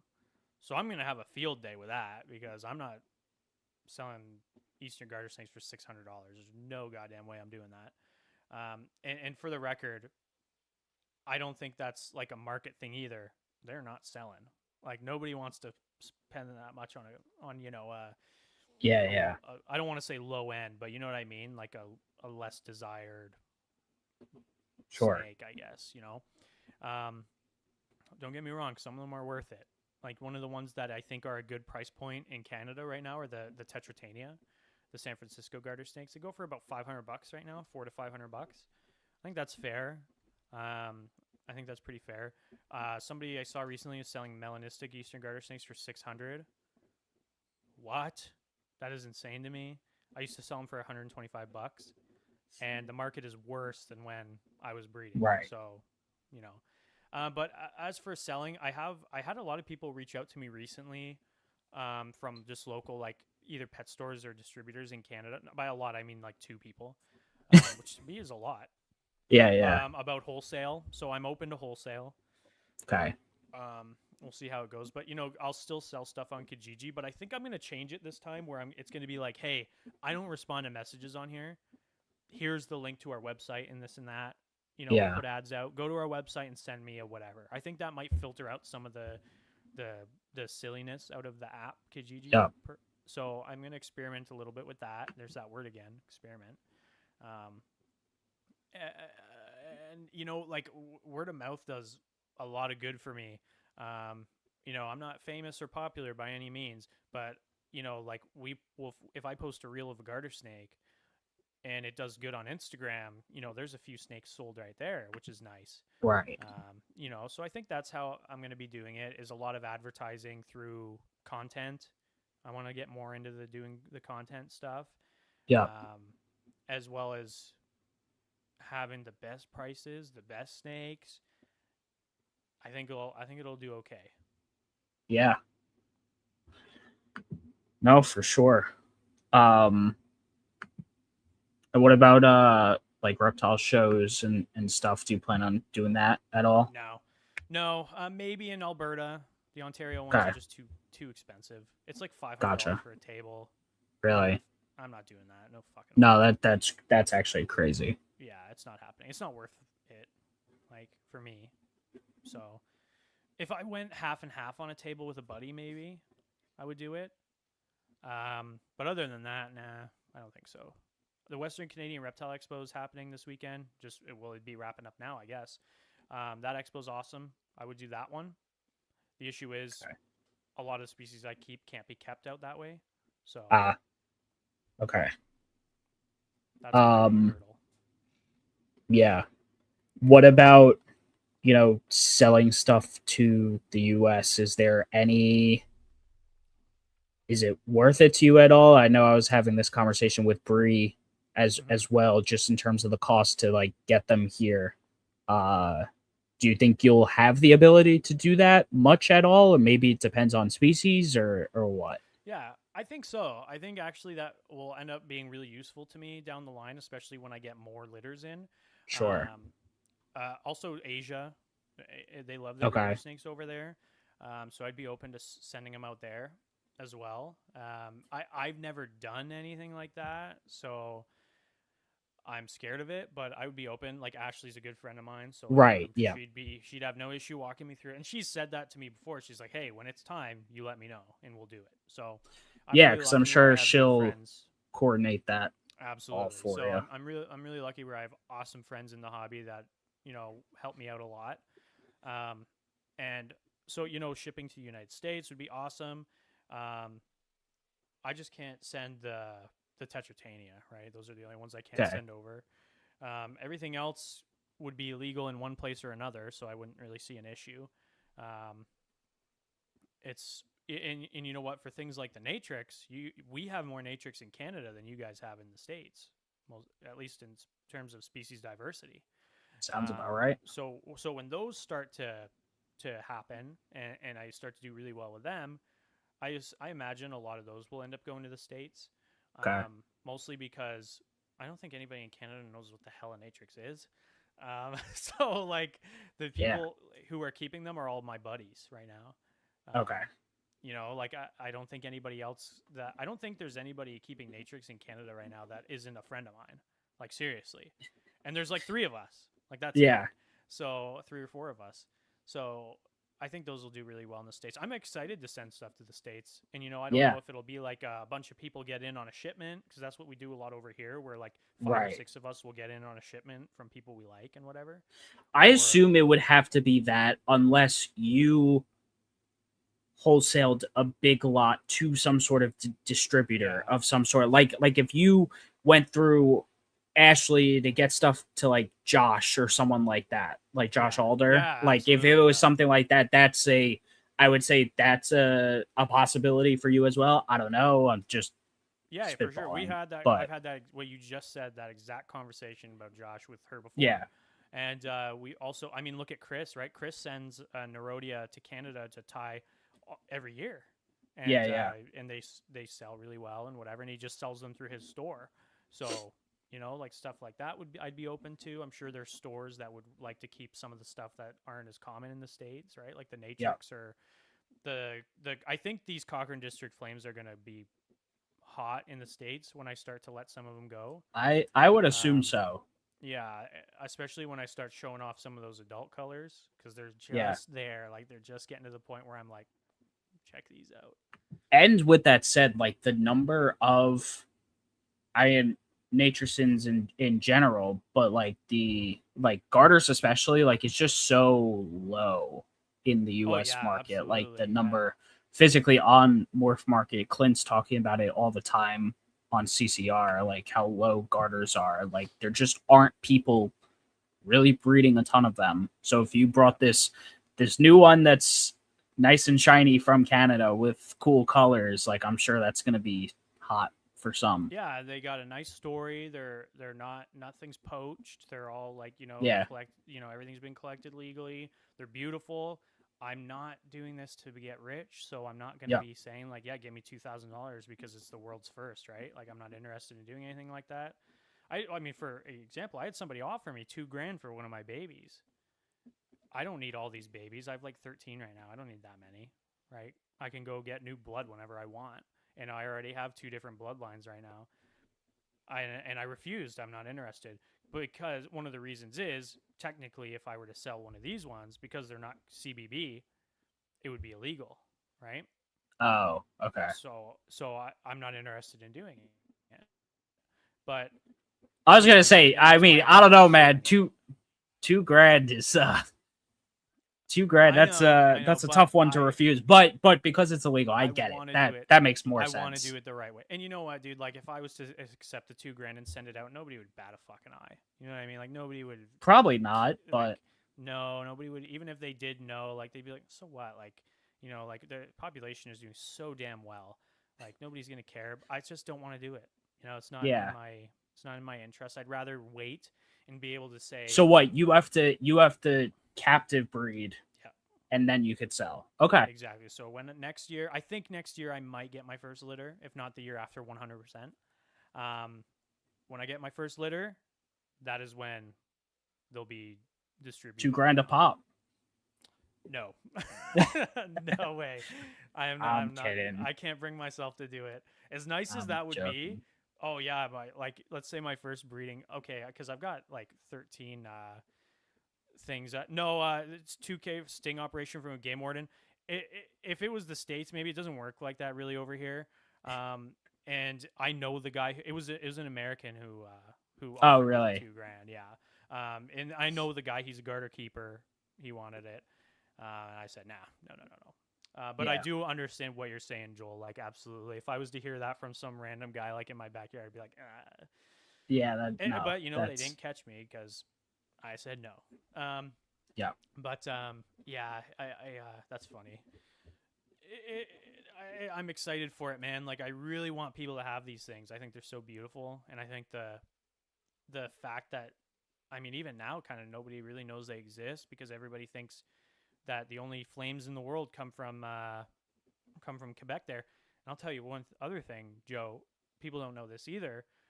We have Thamnophis sertalis paritalis in Canada as well, which are the red-sided garter snakes. Sometimes you'll see them labeled as northern red-sided garter snakes. Okay. There's 2 types of red-sided garter snake. They're both common garters. There's the California red-sided garter snake, and then there's the red-sided garter snake. Got it. That's it. So those are the 2. we have red-sided garter snakes. Imagine an eastern with red spots. You've probably seen pictures of them before. Those are the ones Joel mentioned earlier, the Natricine snake dens, which we visited this year, has red-sided garter snakes. Okay. So that's the largest congregation of snakes in the world. This guy says he could barely hear me. Let me try and turn my mic up a little bit. Okay. Hold on. Okay, am I really loud now? I wouldn't say really loud, but definitely better. Okay, So that's perfect. good. Let's do that then. We're already an hour and a half in, so sorry, Vision Quest Reptiles. So there. Anyway, what I'm saying is the in Canada, there's a couple spots that almost nobody knows about. There's one spot in Ontario, and there's a couple spots in Manitoba. There are flame red-sided garter snakes. Okay. They are absolutely incredible. They are so beautiful. They're one of the top of my list that I want. They're super, super beautiful snakes. And there's a few photos of them out there. If you want, I can even find you one. But like for the most part, like almost nobody knows about these snakes. Maybe I'll send you a picture of it later or something. Yeah. But yeah, there's for some reason, whenever these Natricines get up north, they start to turn red and red and red and red until they're like fire truck red. Even the American toads, and when you get up to Hudson Bay, they're red. So for some reason, when you get up there, red is good. Yeah. I'm not exactly sure why. Yeah, that's interesting. Yeah. So anyway, long story short, I'm excited to get these Cochrane District flames out there. I'm trying to treat them more like a locality than a morph, because with the Quebec flames, it's really treated like a morph, which is fine. I'd like these to be treated a little more like a locality, because that's what they are, right? In a way. Yeah. And what was I gonna say? Sorry, Joel captivated me because he made me think about the green maritime garter snakes in Nova Scotia, which I've seen before. They're so awesome. So awesome. Some of my flames I have right now, Joel and Joe, are green with the red, kind of like the flame red on them. I'm so excited to try and kind of line breed that green into them a little more. Yeah. They're super cool. But yeah, the flames are really nice. I'm trying to treat them more like a locality because it's not like a recessive mutation. Well, they are a locality where you're at. I mean, exactly. So it's a lot of know people where they're think from. Yeah, exactly. A lot of people think that the flame is like either recessive or incomplete dominant is one that it was originally thought to be incomplete dominant. It's not. It's polygenic. So it's, if you breed redder to redder, you're going to get redder. And if you breed one to north, it's a what's that called? Like it's a scale, goes up and down, right? So it's a polygenic mutation. Saw some melanistic garters for sale at Daytona from Mexico. Do you remember what species those were, Vision Quest Reptiles? Because I didn't know that they had melanistics in. Well, actually, never mind. The Mexican. If I had to guess, snakes can come in melanistic. Were they the Chapalas, the Lake Chapalas? Dan's a ball python guy, but Dan knows other species too. But I could see why he may just be calling them melanistic. They are like super dark, especially they're dark. The Lake Chapalas. So yeah. Lake Chapala garter snakes. If you want to hear something kind of funny, in the Canadian garter snake hobby, about 10 years ago, the most popular snakes here were checkered garter snakes. Okay, those are the most popular garter snakes here, and it makes sense. They're awesome pets. They're a great size. And when you take, all of a sudden they disappeared. Like for the longest time, checkers were almost nowhere to be found. And it was super weird because they went from the most popular garter snakes were getting more popular in Canada. And then all of a sudden, they were gone. They disappeared. And me and a close friend of mine spent like a year looking for them, and we just could not find them. There would be one or two that would pop up once a year, and then that was it. And they're back now a little bit. They're not to the strength they were before, which is really surprising. But the most popular garter snake in Canada now are Lake Chapala garter snakes, which used to be one of the rarest garter snakes in the hobby.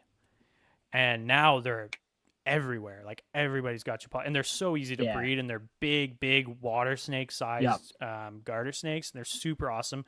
They're like Joel was just saying, Chapalas are black. They're this awesome black color with sometimes green and Yes.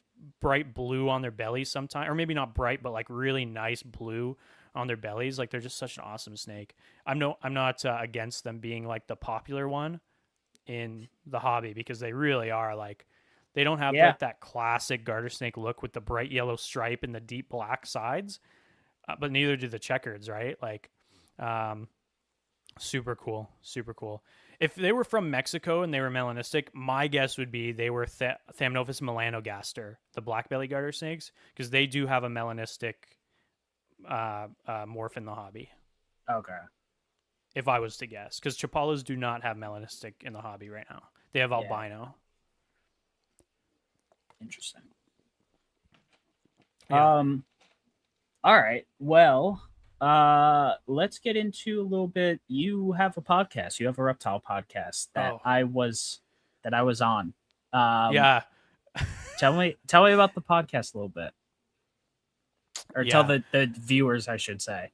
You know, one thing I'll say first, Joe, is I really appreciate you having me on, because sometimes I'll have a guest on my show, and my show's a little weird because sometimes I kind of intentionally try to fuck with my guests a little bit. And you were no exception. I kind of tried to mess with you a little bit, and you had me back on your show anyway, because sometimes I'll finish an episode, and I don't mean be rude to my guests or anything like that. Just no, viewers. I don't think. You told me. I think you told like you like being funny, and I think we even talked about it after that. I don't think you went that hard on me. At least I don't think you did. No, I don't think so. There's been a couple times where I've finished an episode and I'm like, I might never hear from this person again. Like, and like I said, I just do want to hammer it in. I'm not trying to be an asshole or mean to any of my guests or anything like that, but I try to mess with them a little bit. So to hear that you wanted to have me on yours was I very much appreciate it.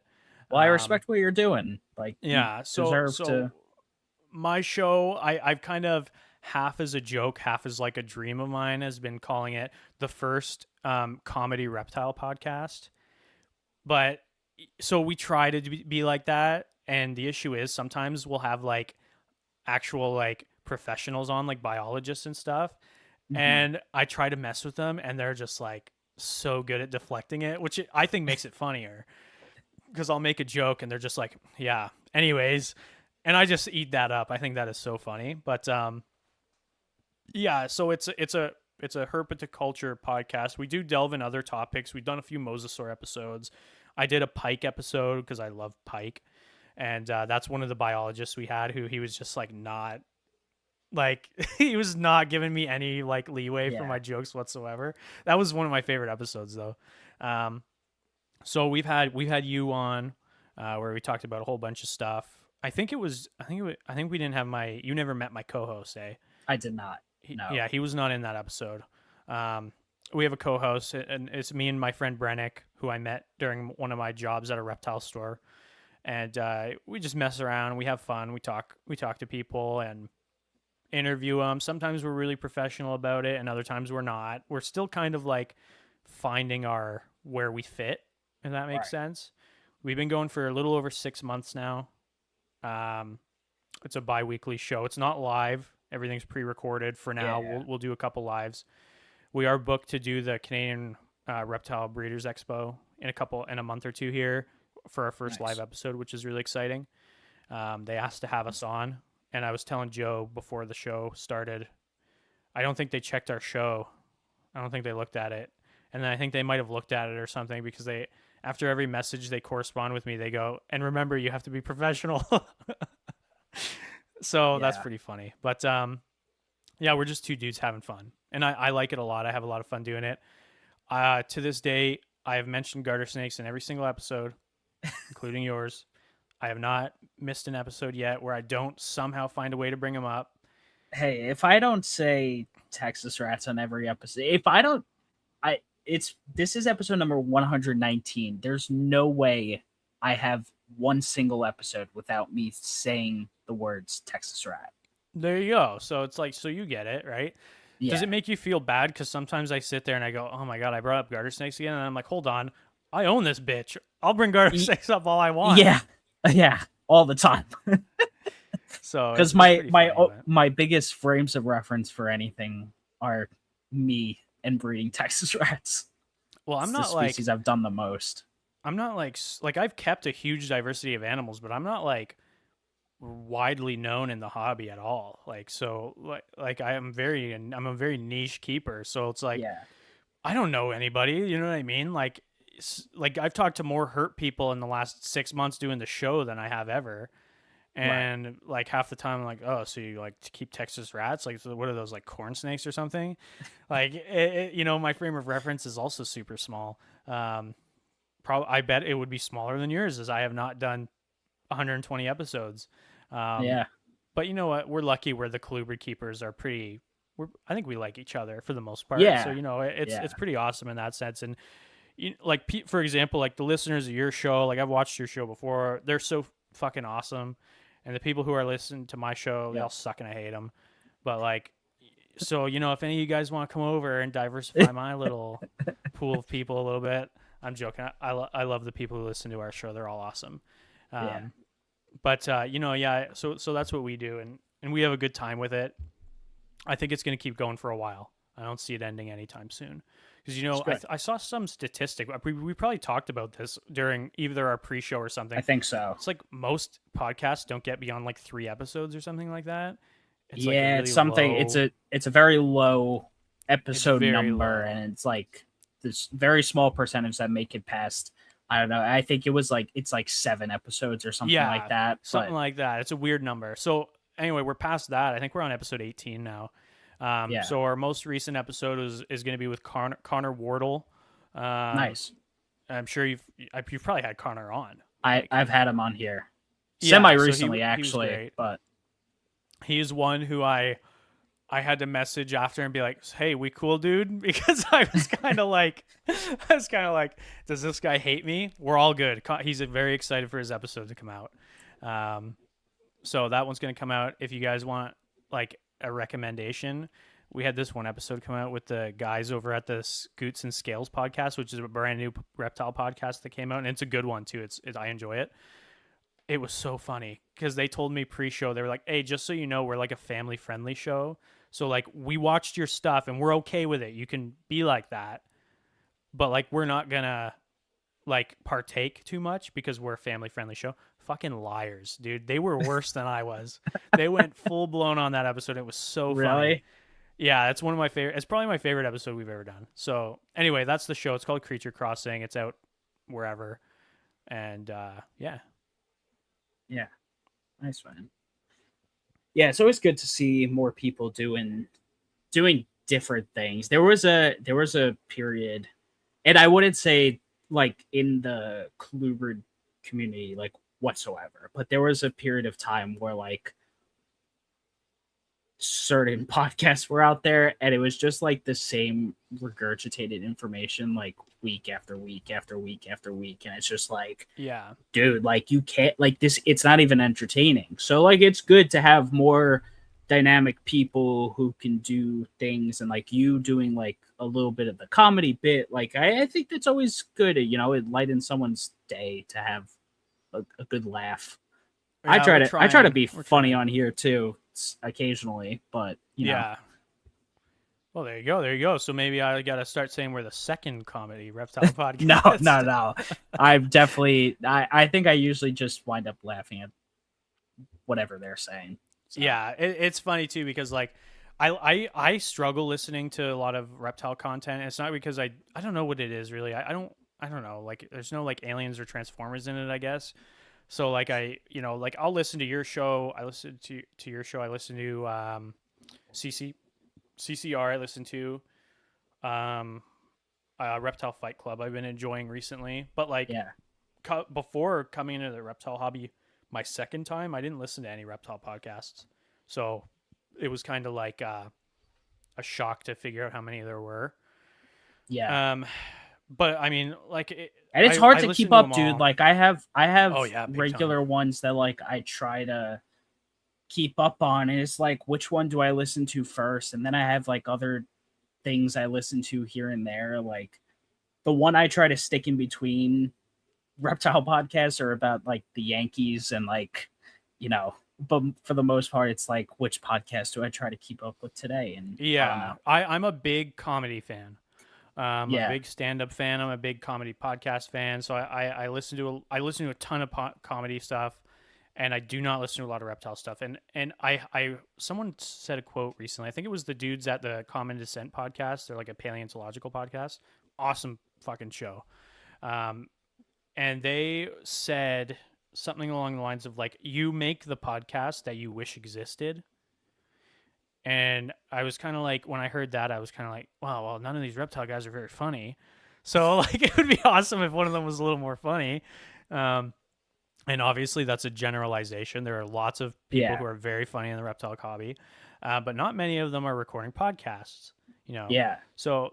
And I'm not saying I'm very funny either, but, I was like, I'll try my hand at it, and I love to mess around. So we've been doing it. It's been successful so far. I had and I told you this before, Joe, on our show. We had a very unfair advantage when we started, and I kind of designed it that Right. way, where I was a guest on a comedy podcast twice, called Forehead Fables. Has nothing to do with animals. It's straight comedy podcast, and so I got our show basically injected with that because the first episode came out, and then I was kind of like, hey, why don't we do another? And they agreed to it. So we did a second one Yeah. right as our episodes had started to come out. We were at 4 or 5 episodes maybe. So that gave me a really unfair advantage starting up, a big push start. It kind of made it sad to see the analytics for a while, because it was like every week I was like, oh, your analytics are up 1,000%. Your analytics are up 5,000%. And then 6 months later, it's like, oh yeah, you're down 1,000% now, which I expected, because obviously, how many people stay? You know what I mean? Like, Yeah. nobody from a comedy podcast is coming over to listen to reptile stuff, right? Like, really, very few of them. So I expected it, but still, when I saw it, I was kind of like, oh, damn, that burns like a little bit. And I'm not like an analytic junkie or anything like that. Like, I check them maybe once a month, but I want to know how we're doing, right? Like, and see how things are growing. Thankfully, we're back in the positives again after we lost the initial surge of viewers. But the most important one to me, which I keep like a running track of, is average viewership, like per episode, which as long as that keeps going up, that tells me more people continue to watch, or at the very least watch the old episodes too. Because like on a weekly basis, by the end of the week, by next Sunday, like this episode won't be, or maybe it will, but like it won't be as high as like, plenty of episodes in the past. But over time, like slowly, like people will find this episode and they'll keep listening to it, and then the numbers just keep ticking up. So I've seen my average viewership keep ticking up, even when some newer episodes don't do super well, and it'll still go up. And I'm like, okay, that tells me something's happening here. Yeah, it's funny because I think podcasts are one of those formats where, like, when after you're done, I'd say for me, it takes for my viewers to start slowing down my views per episode. It takes about a week. By the end of the first week of uploading, usually it starts to slow down. By 2 weeks, it's very slow.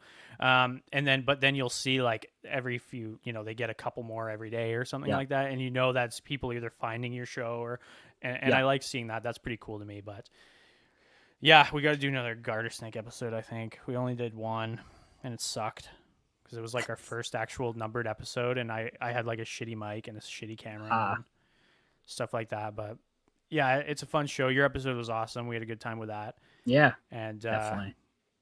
This one too. This was awesome. I was actually looking forward. I'm sitting here thinking like, where the fuck are all my podcast invites? Like, I got to talk about garter snakes on someone else's damn show, and I don't know. They just weren't coming in. But here we go. So yeah, here we are. I think I just had like a bunch of, like I said, the Canada crew lately, and I was like, why haven't I had Brayden on? Like, he keeps species I don't talk about a whole lot. So I've been thinking that months. I was like, why doesn't this guy have me on? And I mean, my pride is so huge. I wasn't going to ask you to have me on, right? So I just had to wait for you to do it naturally. But here we are. Yeah, here we are. And like, oh man, what a gem, right? What a gem this little community is. And I can't wait to watch it grow, and for us to all keep doing podcasts. And you know what? Like, there's so many people who joke about podcasts, and I get it. You know, like say because everybody's doing a podcast these days, right? And it's true, but they're such an awesome form of, except mine, information. So you know, they really are useful because the amount of shit that I've learned in listening to podcasts Oh yeah. exceeds listening to assholes on Facebook argue about sand. You know what I mean? So you know what? Like, it's a great thing that you guys are doing, and all the guys at CCR and basically everybody except for me, I think. So I say that I don't listen to a lot of them. I'm very picky, but I do listen to some. Yeah. And I listen to yours like pretty religiously now. Thanks. Thank you. And yeah, they're all great, and yeah, I'm very jealous of your community, because they seem like a tight knit group of people. Yeah, they seem like a really good one, and you know, there's a few communities out there where I look at them and I'm like, I'm not sure I want to be a part of that. Like, it kind of seems like the worst time ever. And thankfully, I don't feel like that with yours. Anyway, I'm done blowing smoke up your ass. Whatever. Thanks. No, that's more than fine. All right, man. We're gonna get ready to wrap up soon, but I guess like last few questions are, you know, where do you see you and your collection kind of taking you the next, let's say, 3 to 5 years or so? What's on the horizon? Well, if I'm not dead by then, I'm hoping that I'll have a lot more garter snakes. Actually, I hope I'll have a lot more grass snakes, Natrix. Okay. You know, I do want more garters. I do want more waters. I got a list. But like Natrix, I think, are so underrated, like I said earlier in the show. And they're so beautiful and badass, and there's so many cool colors that they come in. Like the Natrix I have right now, the two-striped Natrix Mora, which in over where they're from are Natrix Mora bilineata. Sounds like a subspecies name. It's not. They do not have any subspecies. And bilineata, two-stripe. So I just call them the two-stripe phenotype of the Natrix Mora, the viperine water snake or the viperine snake. When they get older, they look like little yellow anacondas. They're so badass. And they're very, very cool. The one thing that sucks about them is they are so goddamn slow growing that for the longest time, I was actually like worried. I was like, holy shit, like these things are growing slow. And then I, you know, talked to my buddy who produced them, and he was like, oh no, they're like, he also has kept Nerodi and stuff. He's like, it is like night and day. Natures grow very, very slow, whereas garters and waters generally grow very, very fast. There's a few garters, I'm pretty sure the gold head garter snake, Thamnophis chrysocephalus, is a very slow growing garter snake. Okay. Which are another one that are at like the top of my list. We don't have them in Canada. You guys have one or two breeders of them in the States. Breeders, I don't think they've ever been produced in the States yet, but people have them. So the first person to ever breed them was Stephen Bull out in the Netherlands. And he sent some out to like Rob Shea and those guys, the garter snake guy in the United States. But yeah, I could see my collection growing in terms of I want diversity in Natricines, not other stuff. Yeah. I think I would like to get into some other stuff like corn snakes. I love corn snakes. I wouldn't mind having a few groups of corns. Okay, going. so this goes into my next question, which was like, what would be your non-Natricine like top 5 colubrid species to get? Okay, so I have some of them. Crebos I really like. Okay. They're very garter snake similar. They're very, very similar acting to garter snakes. And I have one. I have one Crebo. But, you know, I don't think I ever will get big into Crebos because of the size. Sure. But if we're talking like in dream scenario, Crebos are up there. I've always loved corn snakes. And they're not as popular as they used to be. And I think they should be still. They're awesome. Up by you guys, at least? Because they're still big here. They're big here, but they're not nearly as what they used to be. And like, I would be very picky with my corn snakes. I love Miamis, for example. I love Miami corns. Would be the first one I get for sure. And I don't know if you've seen those. What are they, like honey something? They're like these honey lemon corn snakes. They're like silver with the yellow saddles. Oh my god, they're so badass. But anyway, corn snakes, crebos. I'd love to get into Pituophis. Okay. That's still a possibility. However, I would definitely aim more towards the smaller of the genus. Sure. Gophers, pines, and bulls. Gophers. Yeah.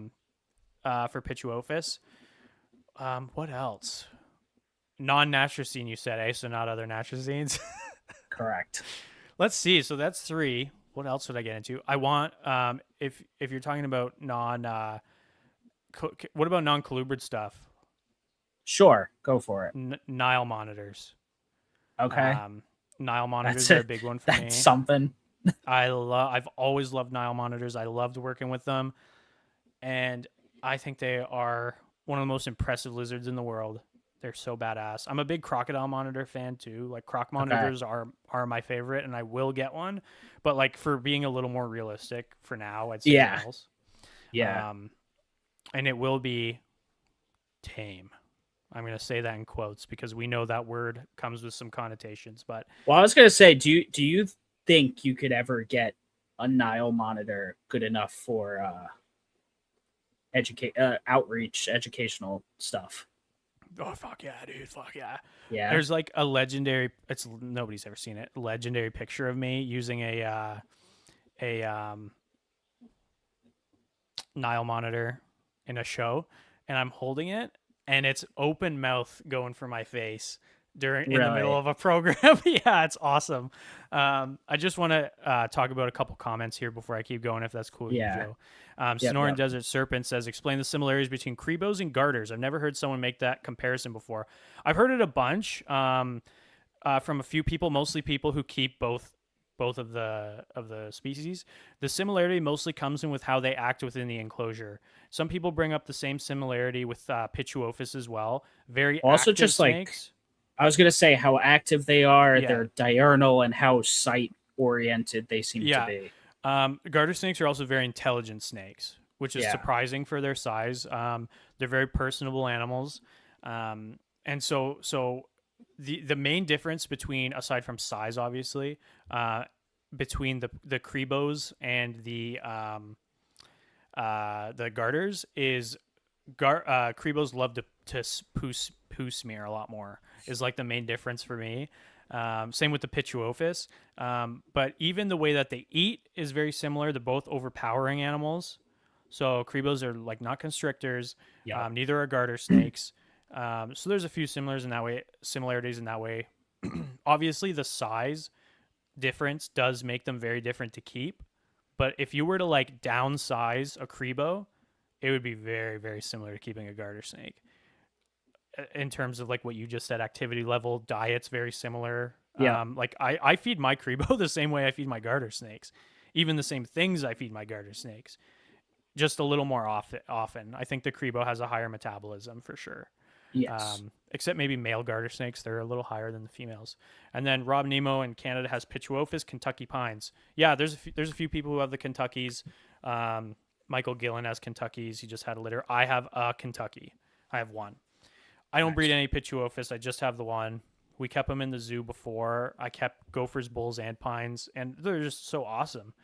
For me, it's the size, right? Like, and I say that some of the water snakes I have get up bigger than 5 feet. So, but once they get, like a water snake gets to that size, they get a little lazier, especially a big female, right? Not the males.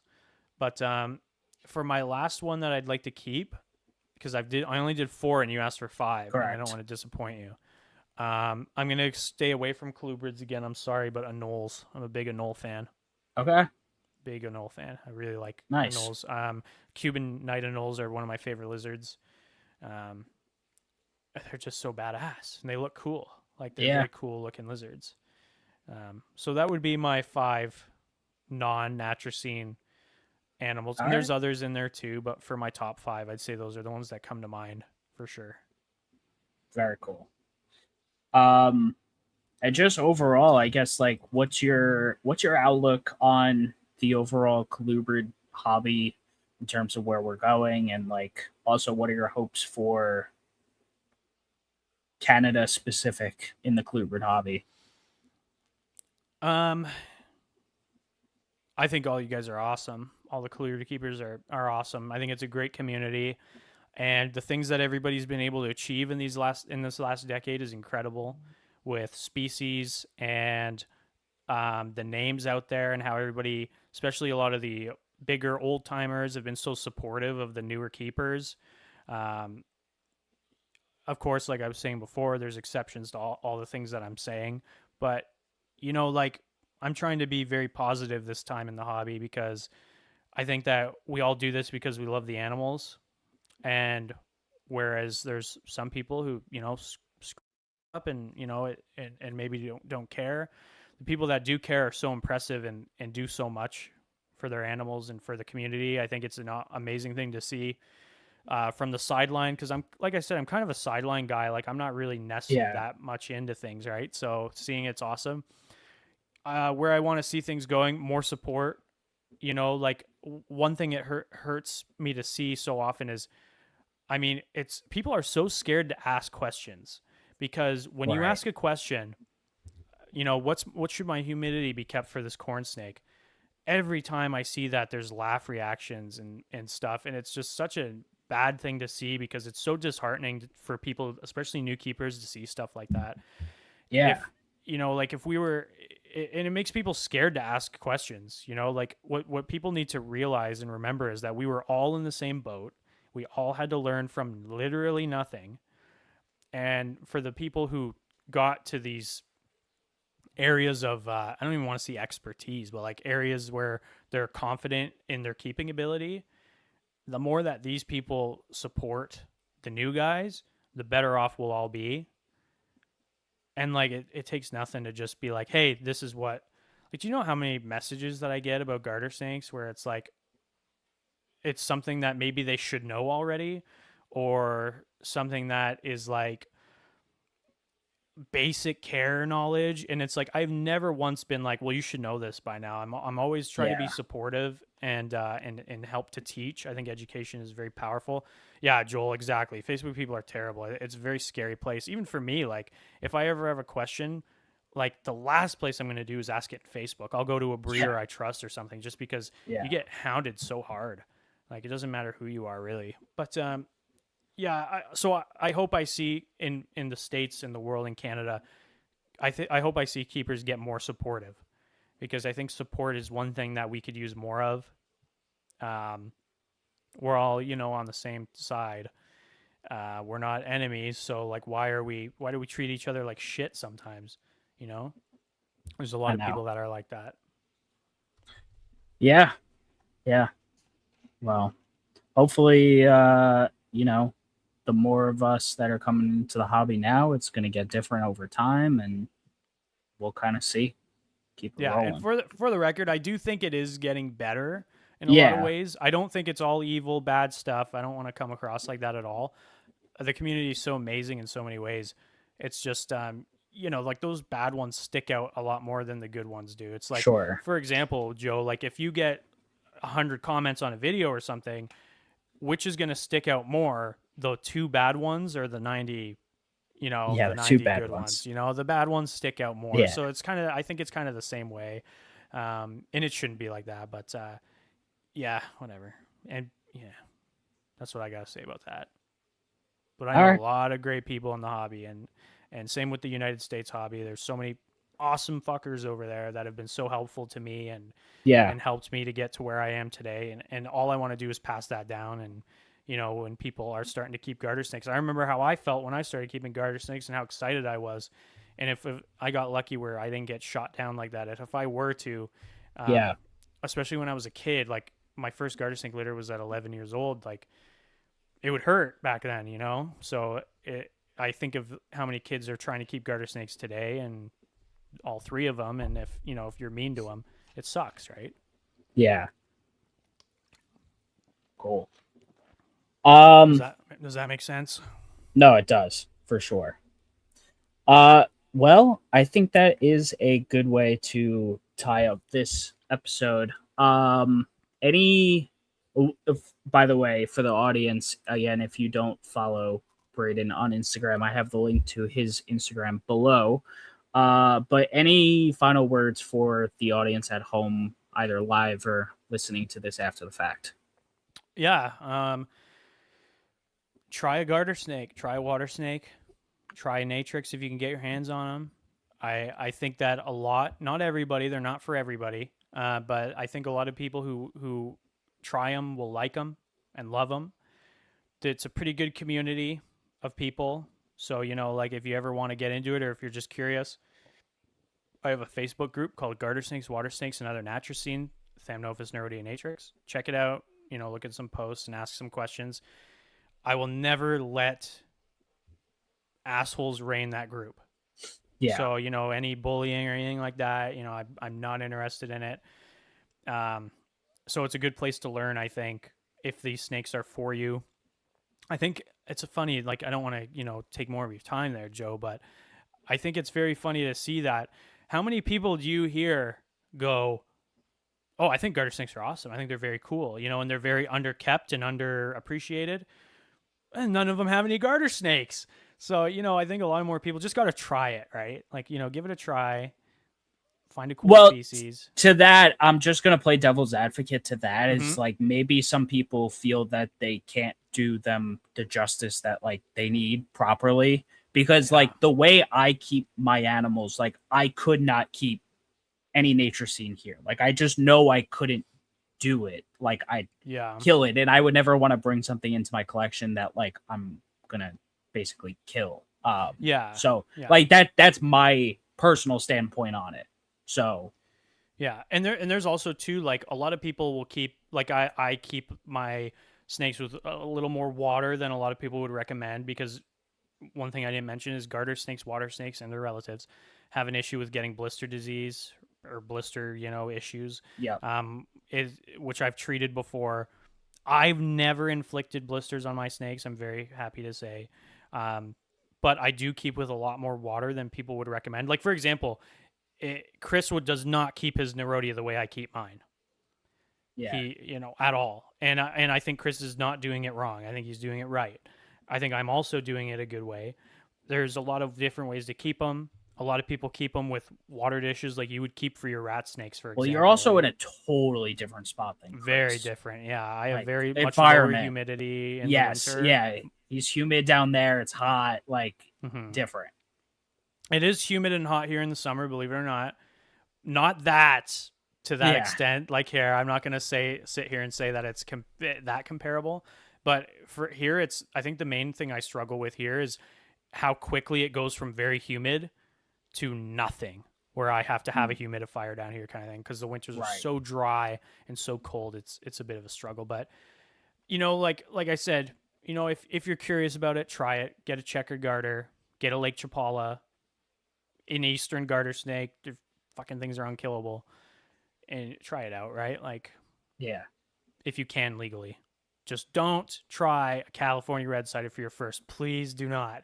Try it for your second, just not your first. All right. That's it. That's all I have to say. Cool.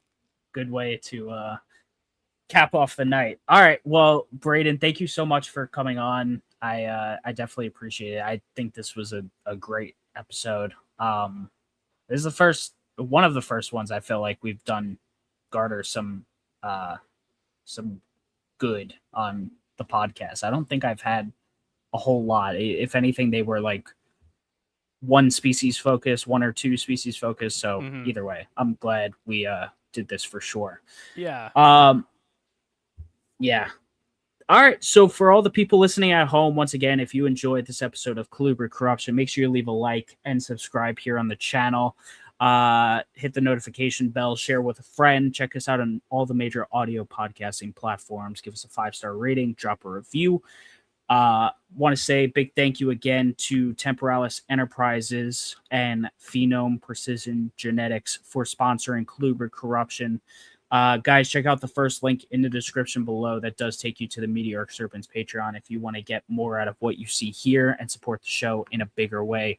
But that's all we have for tonight, folks. Again, this was episode number 119 of the Colubrid Corruption podcast with Brayden Brookhouse. Hope you all enjoyed. Have a great night. Catch you on the next one. Peace.